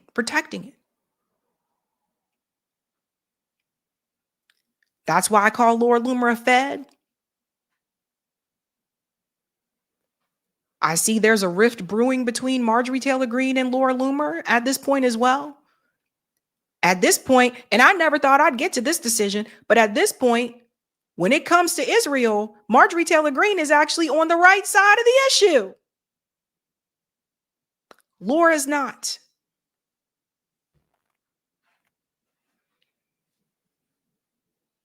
This is where we're at now, folks. This is where we're at now. Crazy stuff. We have one more story for you folks. Again, the theme is cards are on the table. If you haven't done so, smash the like. Thank you. If you're new, don't forget to like, sub, and share like a Care Bear. All right.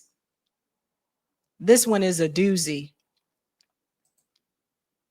Amanda Seales, actress, comedian, podcaster, went on to Jubilee. And she debated 20 Black conservatives.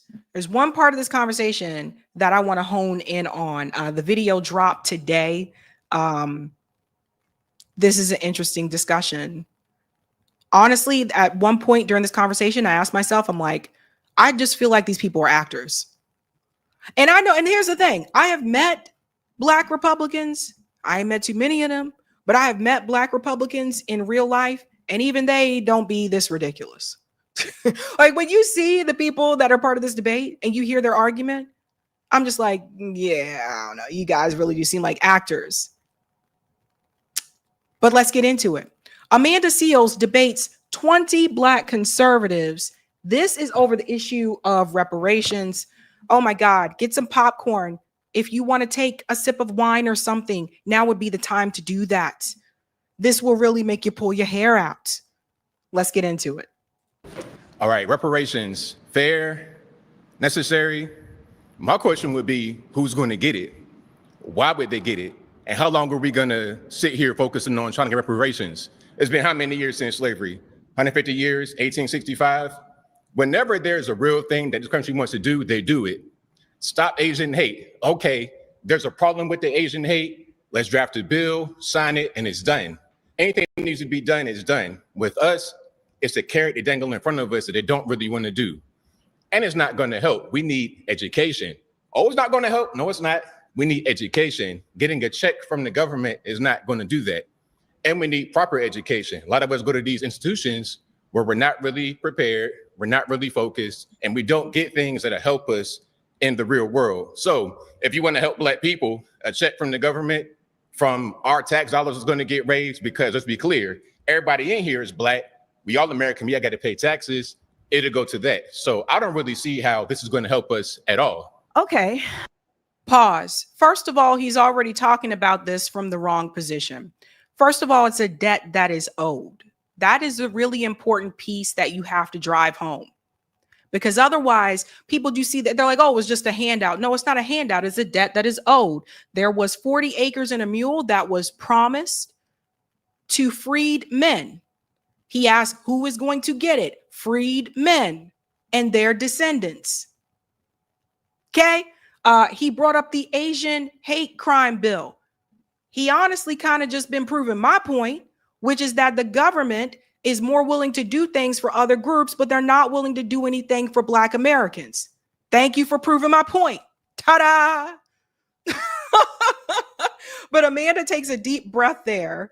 Let's just go in and let her respond. Well, first I'll start with, it will help on even just a moral level. The reality is that the United States has become very comfortable with the fact that it does not consider Black people equal. And it shows that in many ways that I'm sure we will discuss over the course of today. But ultimately, there has not been a committed, concerted effort to shifting the mindset around the use of Black people as a labor force in this nation back when it was slavery, now in the use of slavery as slave labor in prisons. So on a basic cultural level, reparations are an act of repair.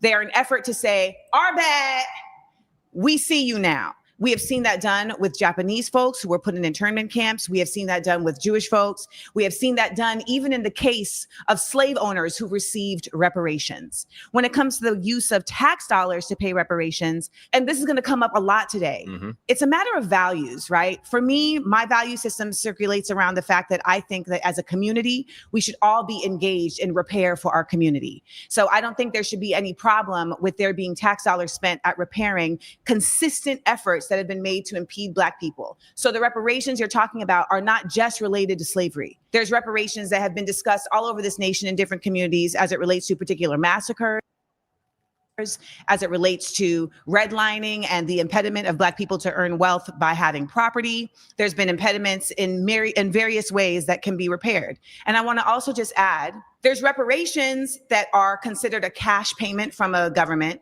There's also the version of reparations that shows up in how funds are applicated to specific groups of people. So there's multiple ways in which what you're stating cannot happen could very well happen.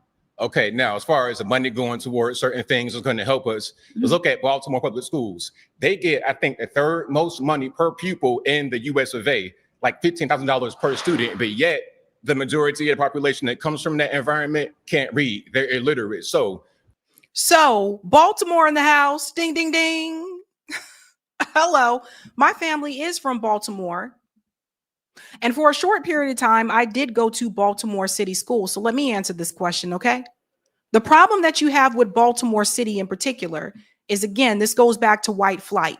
When white people left the city and moved to the suburbs, their wealth and their money went with them. When Black people were prevented from going into those suburbs and pursuing home ownership. They were stuck in the city. But since all the wealth left the city, that meant that the schools were now underfunded because we fund public schools with property taxes. The problem that you have in particular in Baltimore is the funding. Now, he said they spend this much per student, yada, yada. Okay, that's not enough money. When you compare it to the amount of money that is spent and is allocated towards the kids that are in the schools in like Towson, in the suburbs, for example, it's nowhere near as close. So yes, they're spending this amount of money on per student, but the school itself is not resourced as it should be when you compare it to the schools in the suburbs. He sounds really ignorant right now. This is why I thought when I was watching this earlier, because it dropped Sunday, when I was watching this earlier, I thought, are these people actors? And this is why I think this sometimes. Okay, so another thing that we need to add to this in particular is not just a Baltimore issue, but with Baltimore, you have to have the teachers who are willing to come in to teach at those schools. You have to pay them a salary that they'll be able to also live off of. And I'll make the comparison with Boston. Boston pays teachers more than Baltimore, Maryland pays teachers. Boston, to teach in Boston public schools, you have to get a master's degree within that first 5 years. I think now it's gotten to the point where they just want you to have it. So it's also about who you're hiring for the teachers. That's another part. And if you're not paying them as much, they're going to try to go where the money is, where they can afford to live. So again, I went to Baltimore City schools. I went to Lockham and Bundy, part of second grade, part of fifth grade. That was when we were in transition between different deployments, like with my family. So I went to those schools, and I'm trying to tell you, the resources are nowhere near when you compare it to the schools in the suburbs. It's not even close. So that $18,000 that you're spending per student is nothing compared to the money that's spent per student for a kid that is attending school in Towson. I just, it's just one of these things that I just want to like wake people up. We're dumping money on the situation, yes, but yet we're not getting the results we should get from it. Money's not going to help the thing. We need to just focus on what we need to focus on. As far as Black people being labor force of this country, what else are we doing? We got 25% of us on some kind of government assistance. 1 out of every 3 Black men will go to jail. We got to do something. We got to work with our hands, work with tools, do something, because we're not doing much of anything. And also, one more piece here. Reparations, again, always anchored in front of us, never going to happen. As long as you've been living, as long as I've been living, as long as everybody been living, they say we need it, and it never gets done. One more piece. You just said, pause. So again, we have to add this factor. He is not talking about this as a debt that is owed, but the more he talks, he continues to prove my point, which is this: the U.S. government in particular will look out for every group except for Black Americans. He is proving my point for me when he continues to say, well, they dangle this in front of your face, and they don't dangle things in front of other groups' faces. That's the point. The harm that was done to the Japanese Americans in the internment camps, there was repair, and it was cash reparations. I didn't see all these people come out of the woodwork to protest against that, okay? Okay? Columbia University just awarded reparations to Zionists because their feelings were hurt during the pro-Gaza protests. Okay, so miss me with all this, where the money's supposed to come from.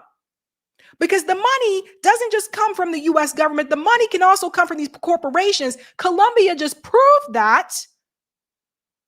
And Columbia also was tied to slavery as well, which I discussed on this show. You see, they ain't give no reparations to us. Look at who they give it to. Harvard owned slaves. I don't see Harvard University kicking out no checks. But they trying to protect everybody else, though. The way that he is approaching this is from a point of view is, oh, you're just giving people a check. No, it is a debt that is owed. And I feel like if people do not understand that, they will constantly go back and forth with this battle of, well, we don't need a handout. It's owed. Let's continue. One more piece, then you're adding another one. I promise. So hold on to it. No, hold on to it. I'm gonna land the plane. I'm gonna land the plane. I promise. Reparations is a thing. Like I said, it's a carrot to dangle in front of us. They're never really going to get it done. And if it was going to get done, it would have already been done. It's just something that they're using to try and make us stay Democrat. That's what I wanted to say. Well, Democrats are not doing reparations either. This is nonpartisan. This is black partisan, baby. Okay. Well, this is nonpartisan. Who do we vote for? Who do we vote for? 93% of the time. There's no incentive. To be quite honest, you're not talking to a Democrat. You're talking to a radical. Okay, but let's land this plane very quickly. Who do we vote for? Let's land this plane quickly. You're talking to a radical, not a Democrat. Okay, and you are your own person. Let me tell you something now. I don't know what they told you, but if they told you that cutting me off is how we're going to get clicks, stop it now. Oh, no. That's not how we're going to. That's not how we're going to enter. We having a debate. A debate does not require continuously cutting somebody off. Okay, no problem. Now, I do want to state this. You're stating things as it relates to how money is not fixing a problem without acknowledging the fact that the problem doesn't exist in a vacuum and that there are so many other factors that are determining how that money is getting spent to impede it from actually fixing a problem. You can put all the money into Baltimore public schools you want, but if you are also putting all this money into policing, into communities that are not getting resources, then you are also creating your own conundrum. The other part of this is that when you're saying they, the they is a broad context. And the last part of this that I will say is that you keep saying they're dangling this in our face. They're dangling in this our face. Slavery lasted for 400 years. It hasn't even been 400 years since slavery. So should we be only fighting for a quarter of the time to get repair? All right. I'm so sorry. You've been voted out by the majority. Yeah, so then we'll go into the next guy. This one is very, very cringe as well. But again, he's just not talking about it from the position that it needs to be discussed, that it's a debt that is owed. So he lost me, especially when he brought up Baltimore City schools. I'm like, yeah, let's talk about it because I went to Baltimore City School for a short period of time. So again, people just don't know what they're talking about. That's why I feel sometimes they are actors. Let's get to we got one more to show after this one. This kid here, I really do feel like, Lord Jesus, help him. Help him. Help him. Matt Nuclear, yes. Matt Nuclear, give me a better handshake than that. Let's do it. I appreciate having this conversation with a beautiful black woman like yourself. This is nice, beautiful arena here. I disagree that reparations are necessary. I think the most important thing that's necessary right now for the black community would be the stopping of violence, especially black on black violence. I don't see how reparations is going to solve anything. You can give everyone here like a $50,000, especially people that are in the streets who are committing violent crimes consistently, a $50,000 check. It's not going to fix anything. It's not going to increase the median household income in the next 10 years by 10% or 20%. For example, pause. He has no idea what he's talking about. A $50,000 check. When people ask like how to close the racial wealth gap, that is the way that you do it, is by paying the debt that is owed, the reparations debt. Black people have been at the bottom and we've stayed at the bottom. The data shows that. That's not my opinion. You can look this up for yourself. We discussed this multiple times before on this show, but it's very clear to me, he's one of the ones that I really think was just acting. I'm like, you've got to be acting. You cannot be this ignorant. You cannot. So he brings up the crime issue, but he doesn't get into the why. Black on black crime. There's also white on white crime. There's a lot of movies made about it. They're on Netflix, Amazon Prime, Hulu. There's a lot of race on same race crime, but you don't hear people bring that up. You don't hear people say, we got to stop this white on white crime. Absolute mess. Oh my gosh. The Chinese Exclusion Act of 1882, we prevented Chinese people from getting citizenship and even entering the country. We discriminated against them and basically put them under apartheid, even here in the United States. Yet they have the highest median household income. How is that possible? How come they don't complain and feel entitled consistently to beg for reparations and beg for this when they are killing each other 90% of the time? Chinese Americans are not a part of systemic racism in this country. This is why I say, like, it's so much ignorance here. So much ignorance. Yes, there was the Chinese Exclusionary Act, but eventually that went away and they were allowed to come here, right? Okay. They weren't subject to Jim Crow. My family was. They weren't subject to that. You can't read. You can't learn how to read. They weren't subject to redlining. My family was. And for people who don't understand what redlining is about, I get, not to give anything away, but part of this is discussed in my documentary. People need to understand redlining in particular, regardless of your household income, the banks were denying you a home loan. You get what I'm coming from? They redlined the Black neighborhoods. Regardless of your income, you were denied the loan for a home. That was another step of shutting us out of generational wealth. It's not just about reparations. It's all the other things that happened after slavery that this government continued to do to Black Americans in this country to prevent us from getting any type of generational wealth. He wants to bring up the Chinese Americans Exclusionary Act, etc. There were many Black Wall Streets in this country. They were burned to the ground by people that were not Black. So don't sit back here, young man, and pretend as though these things did not happen. Don't sit back here and pretend as though Black people did not build. We did build. They burned it. They stole it. That's why it's gone. And that wasn't just Tulsa. That's Seneca Village, which you guys all now call Central Park. That was stolen. This has gone on for a long time. They continue to take every time we did build and we started to generate some type of wealth, they took it away. And here you come, Johnny come lately, whoever the hell you supposed to be, ignorant as hell, to jump in and say, well, why weren't Black people as good as the Chinese people who came here? And he talks about Black people as they, as though he is not Black. Hello? Peep that. Pay close attention to that. He is already removing himself. He doesn't say we, he said they. Which is the rate that Black people kill each other, according to the FBI. Oh, young Matt. Yet white people are the oppressors.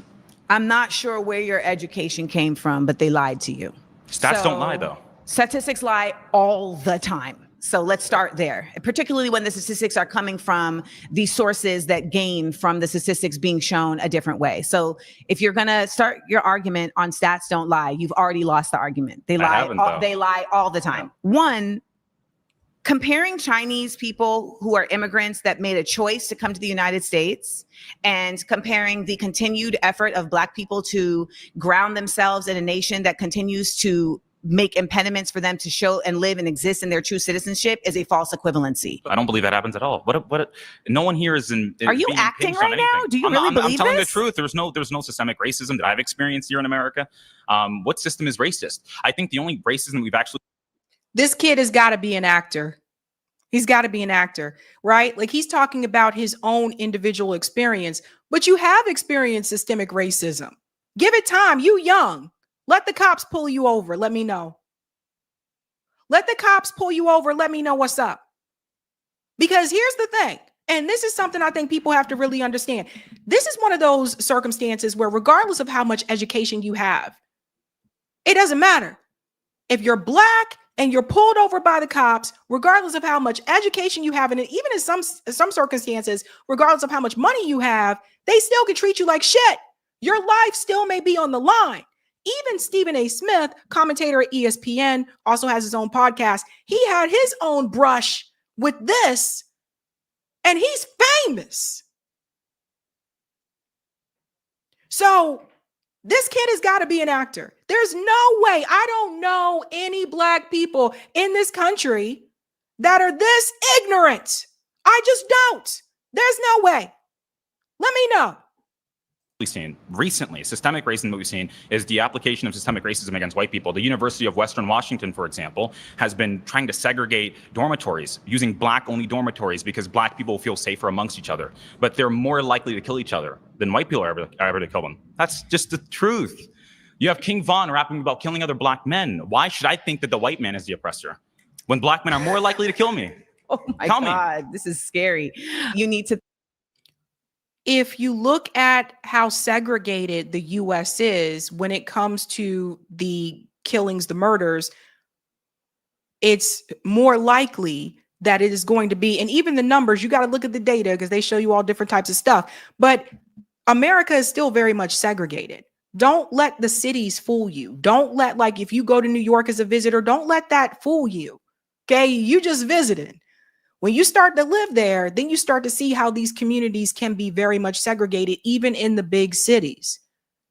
So if you are living in said group with said community and there's crime in the community, isn't the crime more likely to be the same group of people as you? This is something people never bring up when they talk about black on black crime. Why don't people bring this up? Look up the data, look up the numbers. If you're living in a segregated community, most of the crime is likely to be committed against who? Think about that for a second. Ay, ay, ay. Think about me as your mama. Do not talk to me in that fashion. So let's check that now. Okay. So on a basic level, we have to understand that systemic racism is grounded in the realities that black people have not been considered an equal human being in this country since its onset. So there's simply no way to make the argument that there isn't systemic racism. And we have seen in very clear ways the system operate in an organically racist way. Do not cut me off. When we talk about systemic racism, we can start with even the fact that redlining, which was implemented to discriminate black communities. Are you shaking your head that redlining doesn't exist? No, I'm saying I don't think it really existed at all. I mean, no, I don't think so at all. That's how you know this guy is very ignorant or he's acting. Redlining definitely did exist. And my parents and my grandparents lived in redline neighborhoods in Baltimore. This kid who claims to know so much, when he sits down to talk to Amanda, he says, I don't think that redlining really exists. No one can be this ignorant. No one can be. That's why I think he's an actor. Like, look this up. The data is there. It's in the history books, but you're so educated, right? So it does exist. And stating that it doesn't exist doesn't make it no longer exist. Redlining absolutely exists. It is not something that's being made up. It's an empirical fact. And there are realities that exist because of redlining. We know that school systems are related to the way that property taxes are affecting the school systems. If a school system is not getting the same property value as the property taxes allow it, then it's not going to have the same efficacy at allowing for students to be able to get what they deserve. When we talk about systemic racism, we have to acknowledge that these private prisons are literally built based on the test scores of school students in third grade. So if you are literally building prisons with the onset of, okay, if these people are not reaching a certain reading level, then we know that they're going to go down a prison industrial pipeline or we can use their free labor, then how is that not systemic? And if you want to stop them from entering prisons, how are you going to stop people from entering prisons if your goal is to get them into prison? Sure, make them try to be more like Ben Carson than be like King Von. That's very, very simple. No, you don't understand, Mr. Dude. Thank you for this, Tia. That's a really good point. You don't understand this because here's the thing. Okay. There are police in schools. There are black schools in the United States with police officers in the school. It's called the school to prison pipeline. They literally, and this is another thing the data will show you. When you look at the way that punishments are handled in high school, let's start with high school. Okay.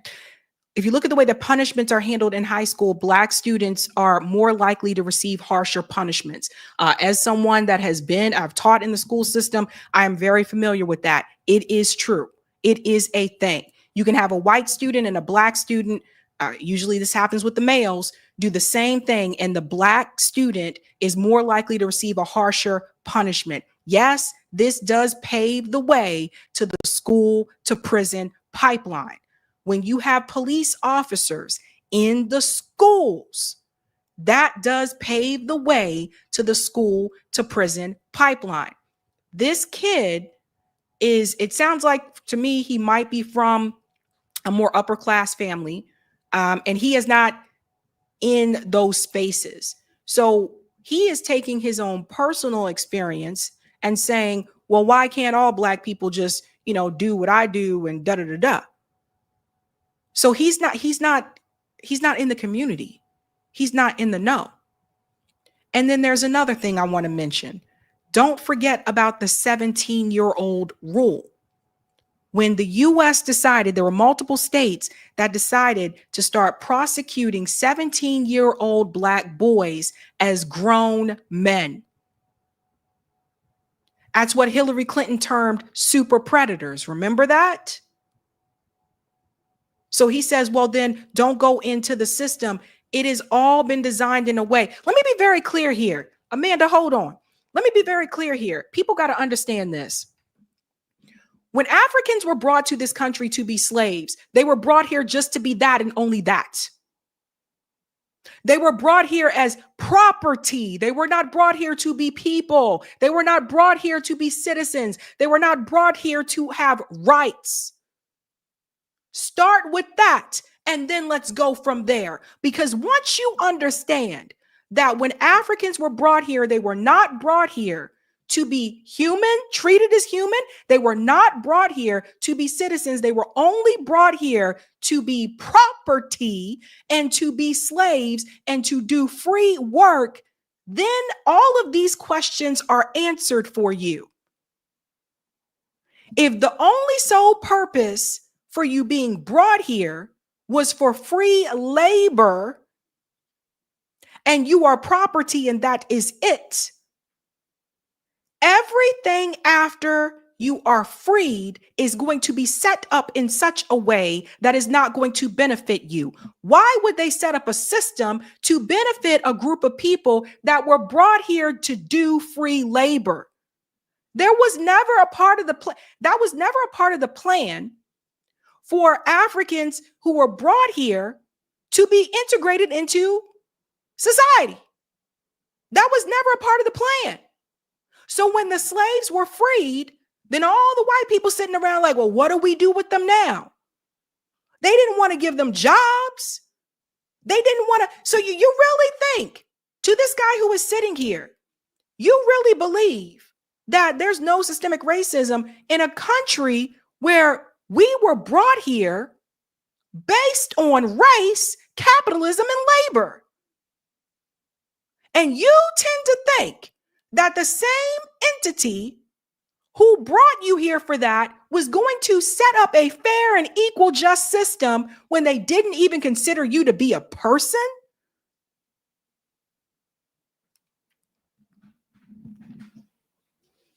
People need to really understand and learn the history of Black people in this country. That's why when there were Black Wall Streets built, they were burned down. They never wanted us to get it. They never wanted us to be equal. They never wanted us to be on the same level as them. People need to understand this. Yes, there is a class analysis, but you cannot sit up here and pretend that race does not play a part. No other group, and people understand this, no other group was brought here for free labor. And every time, once we were freed, every time we tried to build wealth and build our own communities, it was taken away.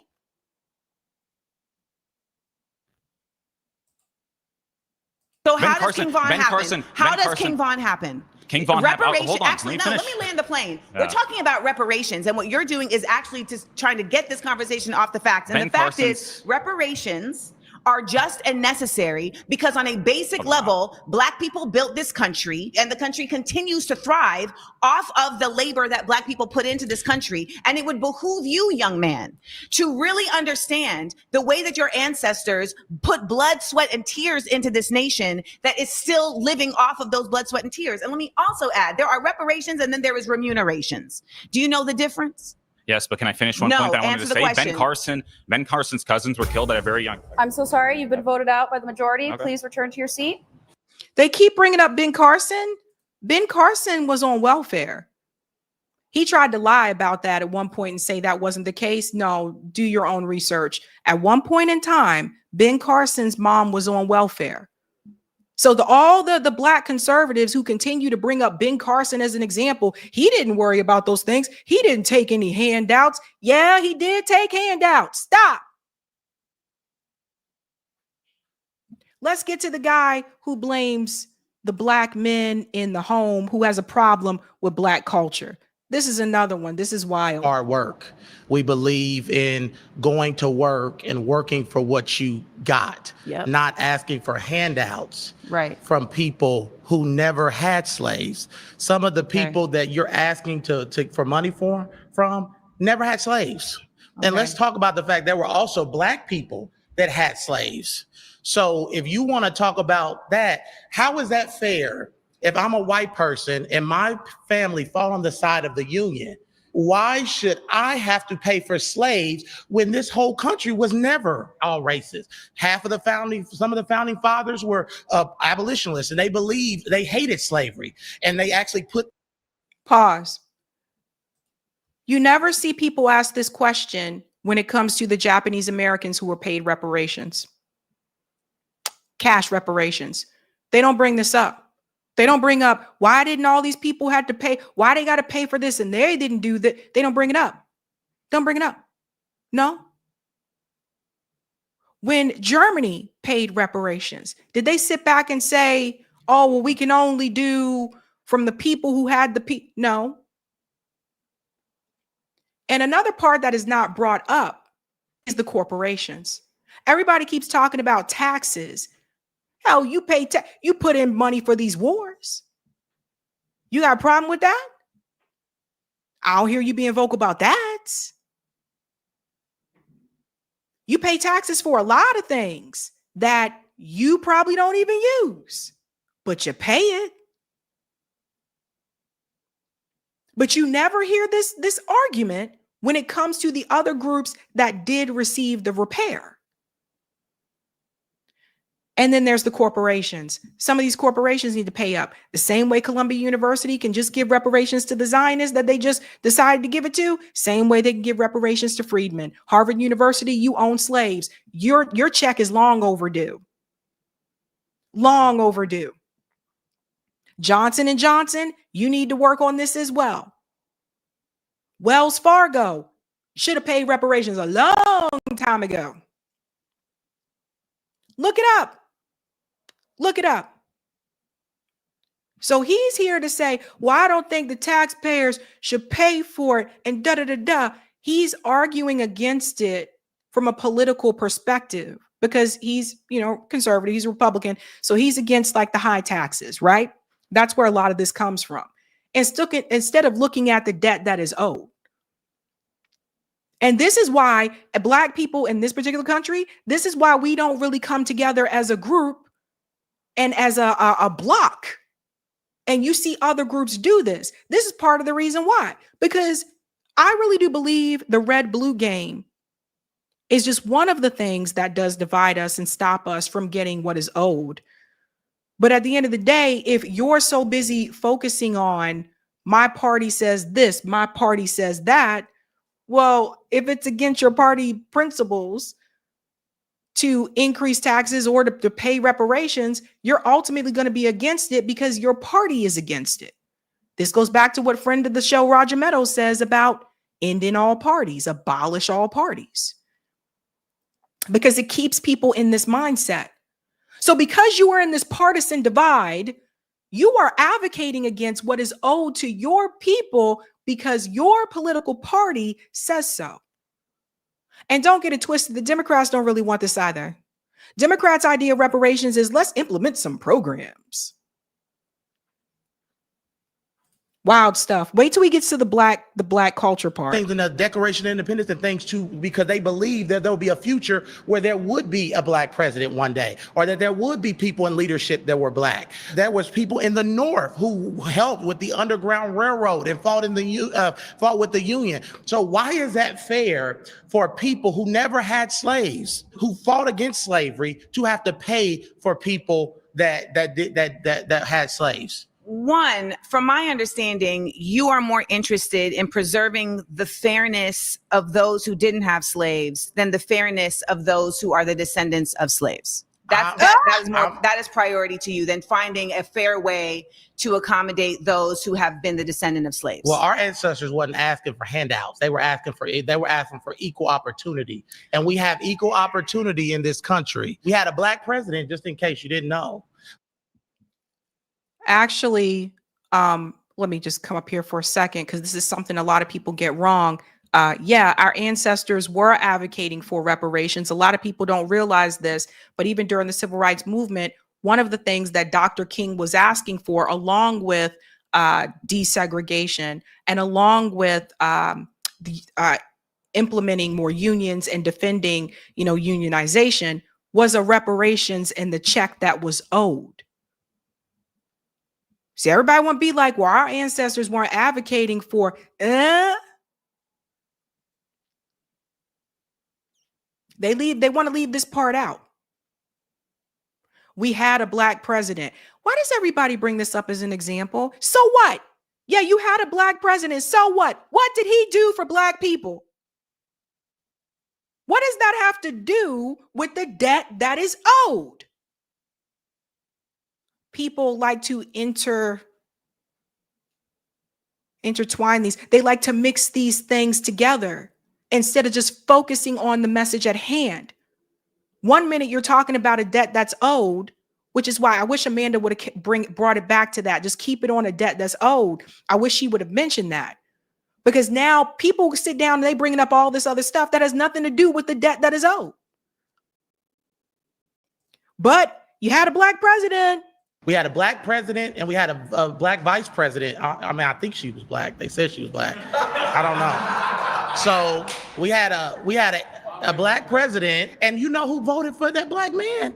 White people, because you can't win a popular election in this country without white people. So Barack Obama is the product of white people. So let's get off this thing where, oh, America is so racist. What's making America so racist is people that continue to talk about racism and continue. And America became more racist after Obama. They like to leave that part out.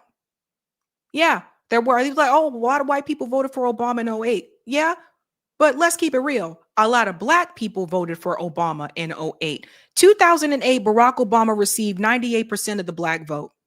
No other presidential candidate has been able to receive 98% of the vote. Hell, not even 90% of the vote since then. None. Not Hillary, not Biden. And we all know what happened with Kamala. None of them have been able to do that. So let's not sit here and pretend it was only because of white people. Yes, he did get a lot of support from white people, but he got 98% of the black vote in 2008. That went down a little bit when he ran for re-election in 2012. I believe it was around about 95%, roughly about 95% of the black vote that he got then, because he wasn't really doing what he said he was going to do. But I would say racism, I felt like since Obama, I felt like it increased because Barack Obama didn't attend. I would say Barack Obama, I'm not going to say he didn't address it. Barack Obama addressed some of the issues that were prevalent within the black community that were systemic, and also, of course, places like Flint, Michigan with the dirty water, but he didn't do anything about it. So you want to bring this up? A lot of white people voted for Obama. Yeah, some of those white people turned around and voted for Trump right after that. They don't want to tell you that part. you to focus on racism instead of focusing on unity and bringing our country forward. People that have this liberal mindset are infecting our communities, Black people, and making us victims and not victors. I refuse to embrace a victim mentality because that's not what our grandparents and Harriet Tubman and those people fought for. They fought for Do equal not bring up opportunity. Harriet Tubman's name in vain, baby. Please. They said the Harriet Lord's Tubman, name in vain. Harriet The Tubman, Lord's name. Harriet Tubman was literally saving her family and others from slavery. Yeah. You know who helped her? White people. You know who helped her? They were on the Underground Railroad. No, Come on in. No, come on you know in. who helped her? Come on in. No, you know who helped her? God and people who benefit from white supremacy. One of the things it's a lie. White supremacy is a lie. No, sir, It's that's a simply lie. not There's true. no such. I mean, if that were not the case, then we wouldn't see the continued effort of colonialism and white people placing themselves in positions of power when they do not have the power. Because their culture, Black culture is toxic. The Black culture is toxic. We have produced a culture that is toxic. And let's get on the fact that there's no fathers in the Black home. Pause. And I gotta hit a moment on this, and I'm already over my time, but let me hit something on this. He said that Black culture is toxic. I don't believe these Black people sitting in this room are real Black people. I really do feel like they're acting at this point in time. I don't think that Black culture is toxic. It's always, he doesn't want to say this about any other groups. It's always Black culture is toxic. I disagree with that. Then he says the fathers aren't in the home. Well, here's the thing. My father was in the home. My parents are still married to this day. My parents have been married for a long damn time. My father was there and very much present. And so were most of my friends. But since you went there, Mr. Man, why don't you talk about what took Black men out of the home? And a lot of people go back to the war on drugs, but it actually goes back further than that. It does go back to slavery. The first time of Black men being removed from the home was during slavery, when they separated the families and sold them off to slave masters. Now, there was some rebuilding that happened after that, after slavery ended and there were freed men. There was some rebuilding that was happening among like Black families, Black communities, etc. Building of Black Wall Streets, like I've said, but then they were burned down. Once Black businesses became successful, they were burned to the ground. So you were always trying to restart. Then we can fast forward to Reaganomics and the war on drugs. And in the war on drugs, specifically targeted Black men. What did they say? What did that audio transcript say from the Reagan administration? Get the Black men out of the home and then get rid of the hippies. This was all planned. Then you have, of course, the CIA bringing in drugs into the Black communities. They were all working together, hand in hand. So he want to mention these things, but he don't want to tell you how things became the way that they are. And what was really upsetting watching this debate was to hear so many, these 20 Black people, the way that they spoke about the Black community, it was very disappointing. It was sad. I don't even think they like themselves. I really don't. Like, I watched this whole thing and I was like, I don't think any of the Black people in this room actually like themselves. I think that they want to try their best to appeal to the majority. They want to try their best to appeal to whiteness.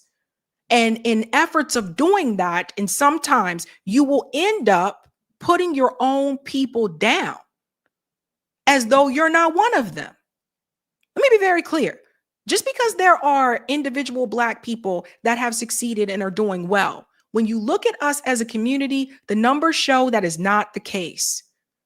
We have been at the bottom and we have stayed at the bottom. Reparations would close that racial wealth gap. It would. Canceling student loan debt doesn't close it.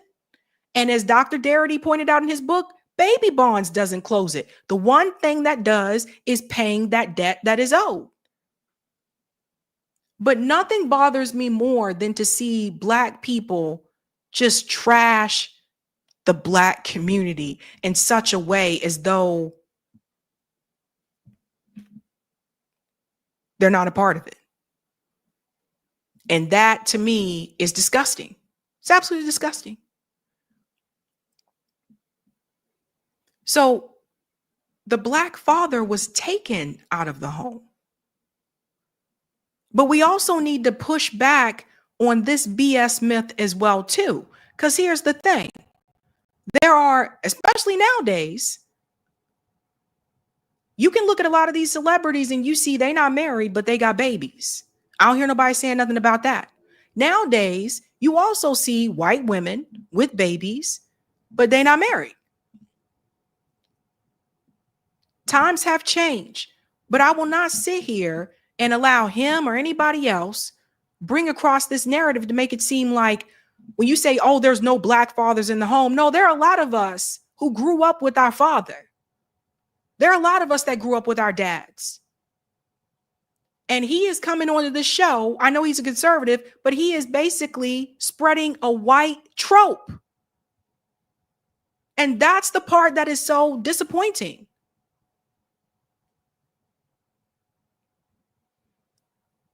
I don't know what to say, man. I don't know what to say. I don't know how Amanda did this.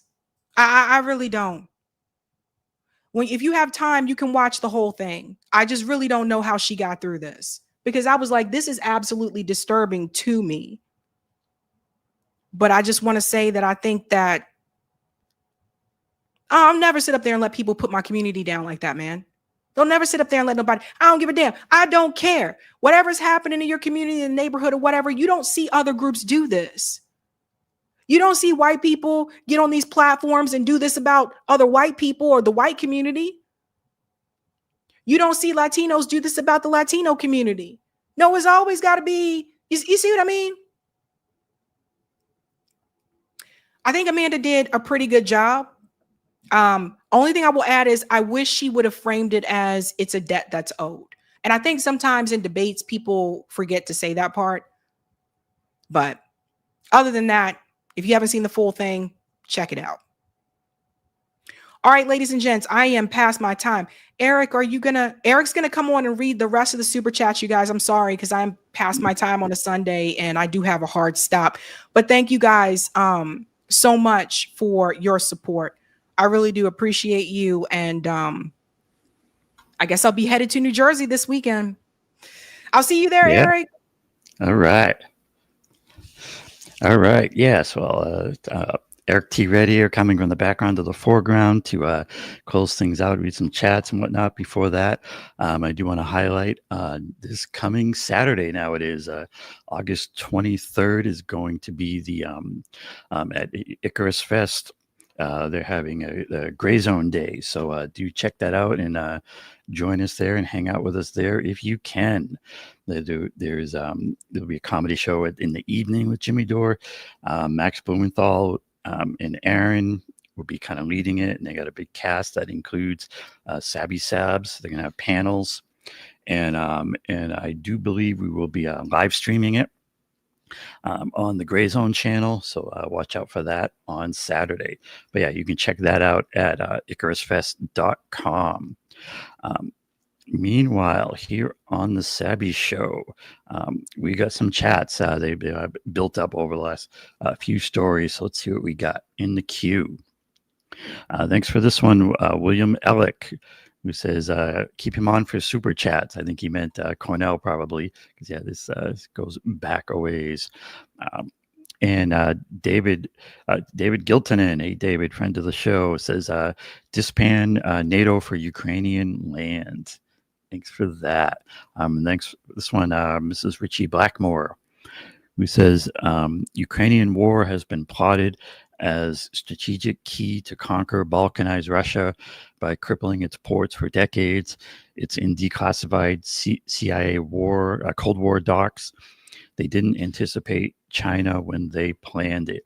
Yeah, I hear you. I mean, one of the things I like is all wars are resource wars, and there's the war itself, to gain money and resources and power. And also, especially now in the modern era, war and war tensions are big money for that, war machine, the MIC. It's a big money game just as far as, selling the weapons. When it's talked about, we're giving all this money to Ukraine, all this money for the Ukraine war. Well, the money's going in, but it's not going to Ukrainians. The money is going to, Raytheon, Boeing, those defense contractors. So always follow that money, right?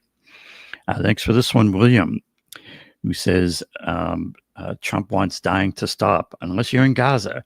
Yeah, playing on Trump's statement there. And thanks, Marlon Wells, for being a member for 6 months. And Marlon put in your time with Bernie. I mean, Black Bernie. I mean, the way you held your ground with someone who says everything while accomplishing nothing. I think maybe talking about Cornel and Bernie there. But thanks, Marlon, for being a member for months now. And thanks for this super chat from Archie Way, saying gratitude to Sabby. Appreciate that. And Kenman, thanks for this super chat, saying Kenman says that Cornel beclowned himself. And thanks, William. Lockstep, police state, Biden, Trump tag team. Yeah, I mean, I think that kind of plays into, both parties are really the same. And thanks, Roger Meadows, who says, charging fares to use tax-funded transit isn't right.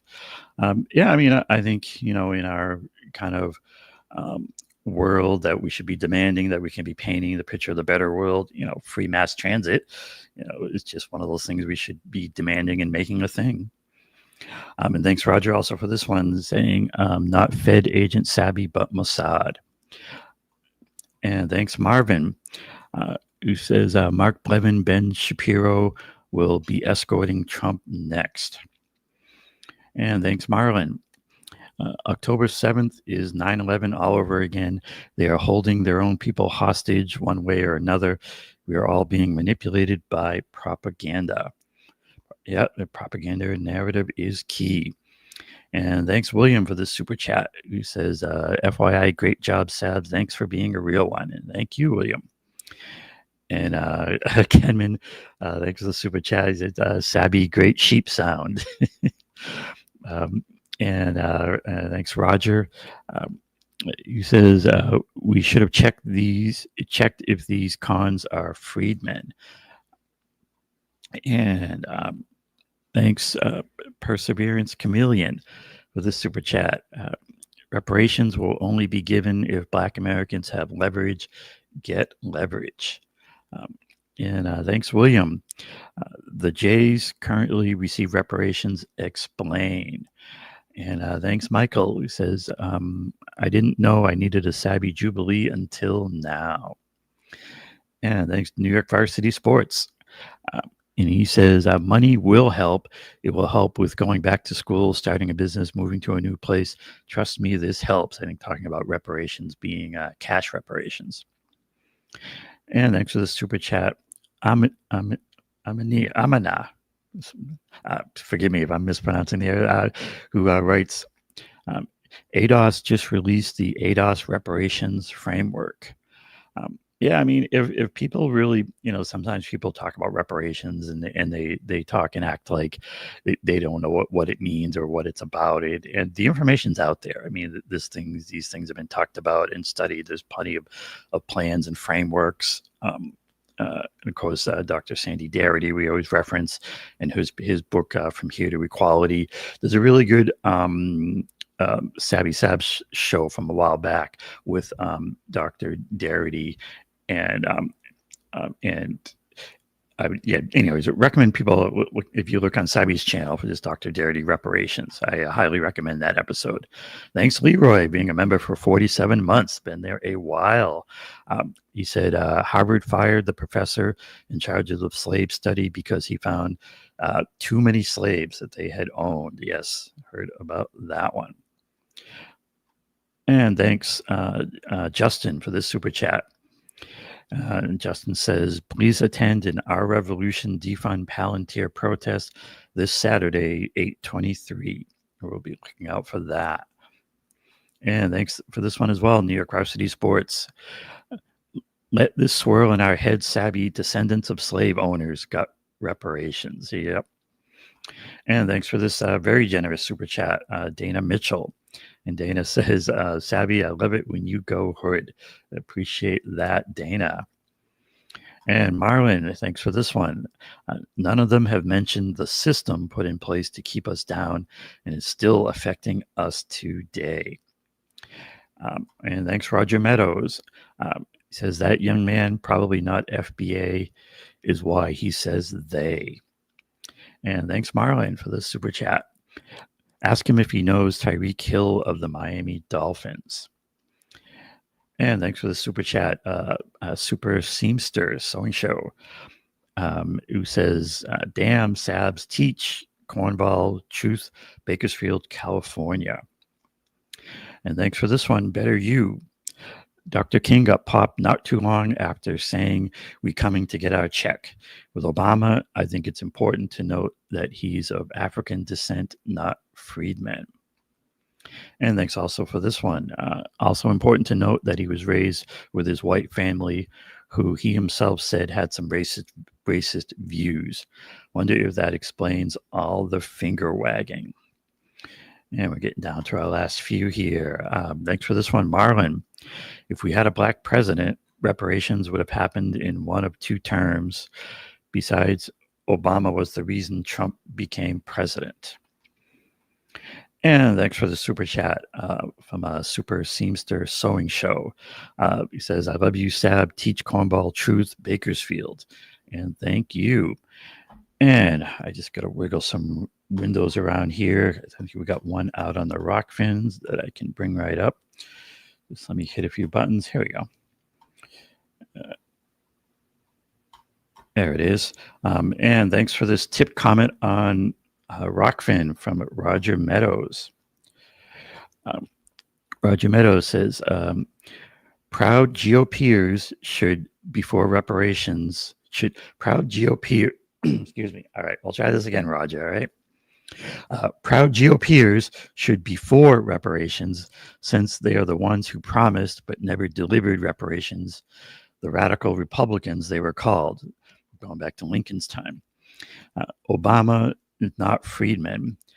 Sab, let me tell you, this is fear of a white backlash. Trauma cemented in our DNA, or they're not freedmen, so they're just hating because they know they don't qualify. Thank you for that, Roger Meadows. And there we go. All right, I think that about wraps us for today. You can catch Sabby live. Next show should be Tuesday at 7 p.m. Eastern. And like I said, watch out for that Icarus Fest coming up. In the meanwhile, always be sure to connect the dots. And if you keep connecting the dots, you're going to get to the mega corporations and the billionaires who really run things with their wealth and power. And when you see that, that should lead you to what we do about this mess. And let me just find the right button to here. Here we go. All right. That'll do us for today. Like Sabby says, have a good night. Keep up the fight. And we'll see you all next time. Thanks.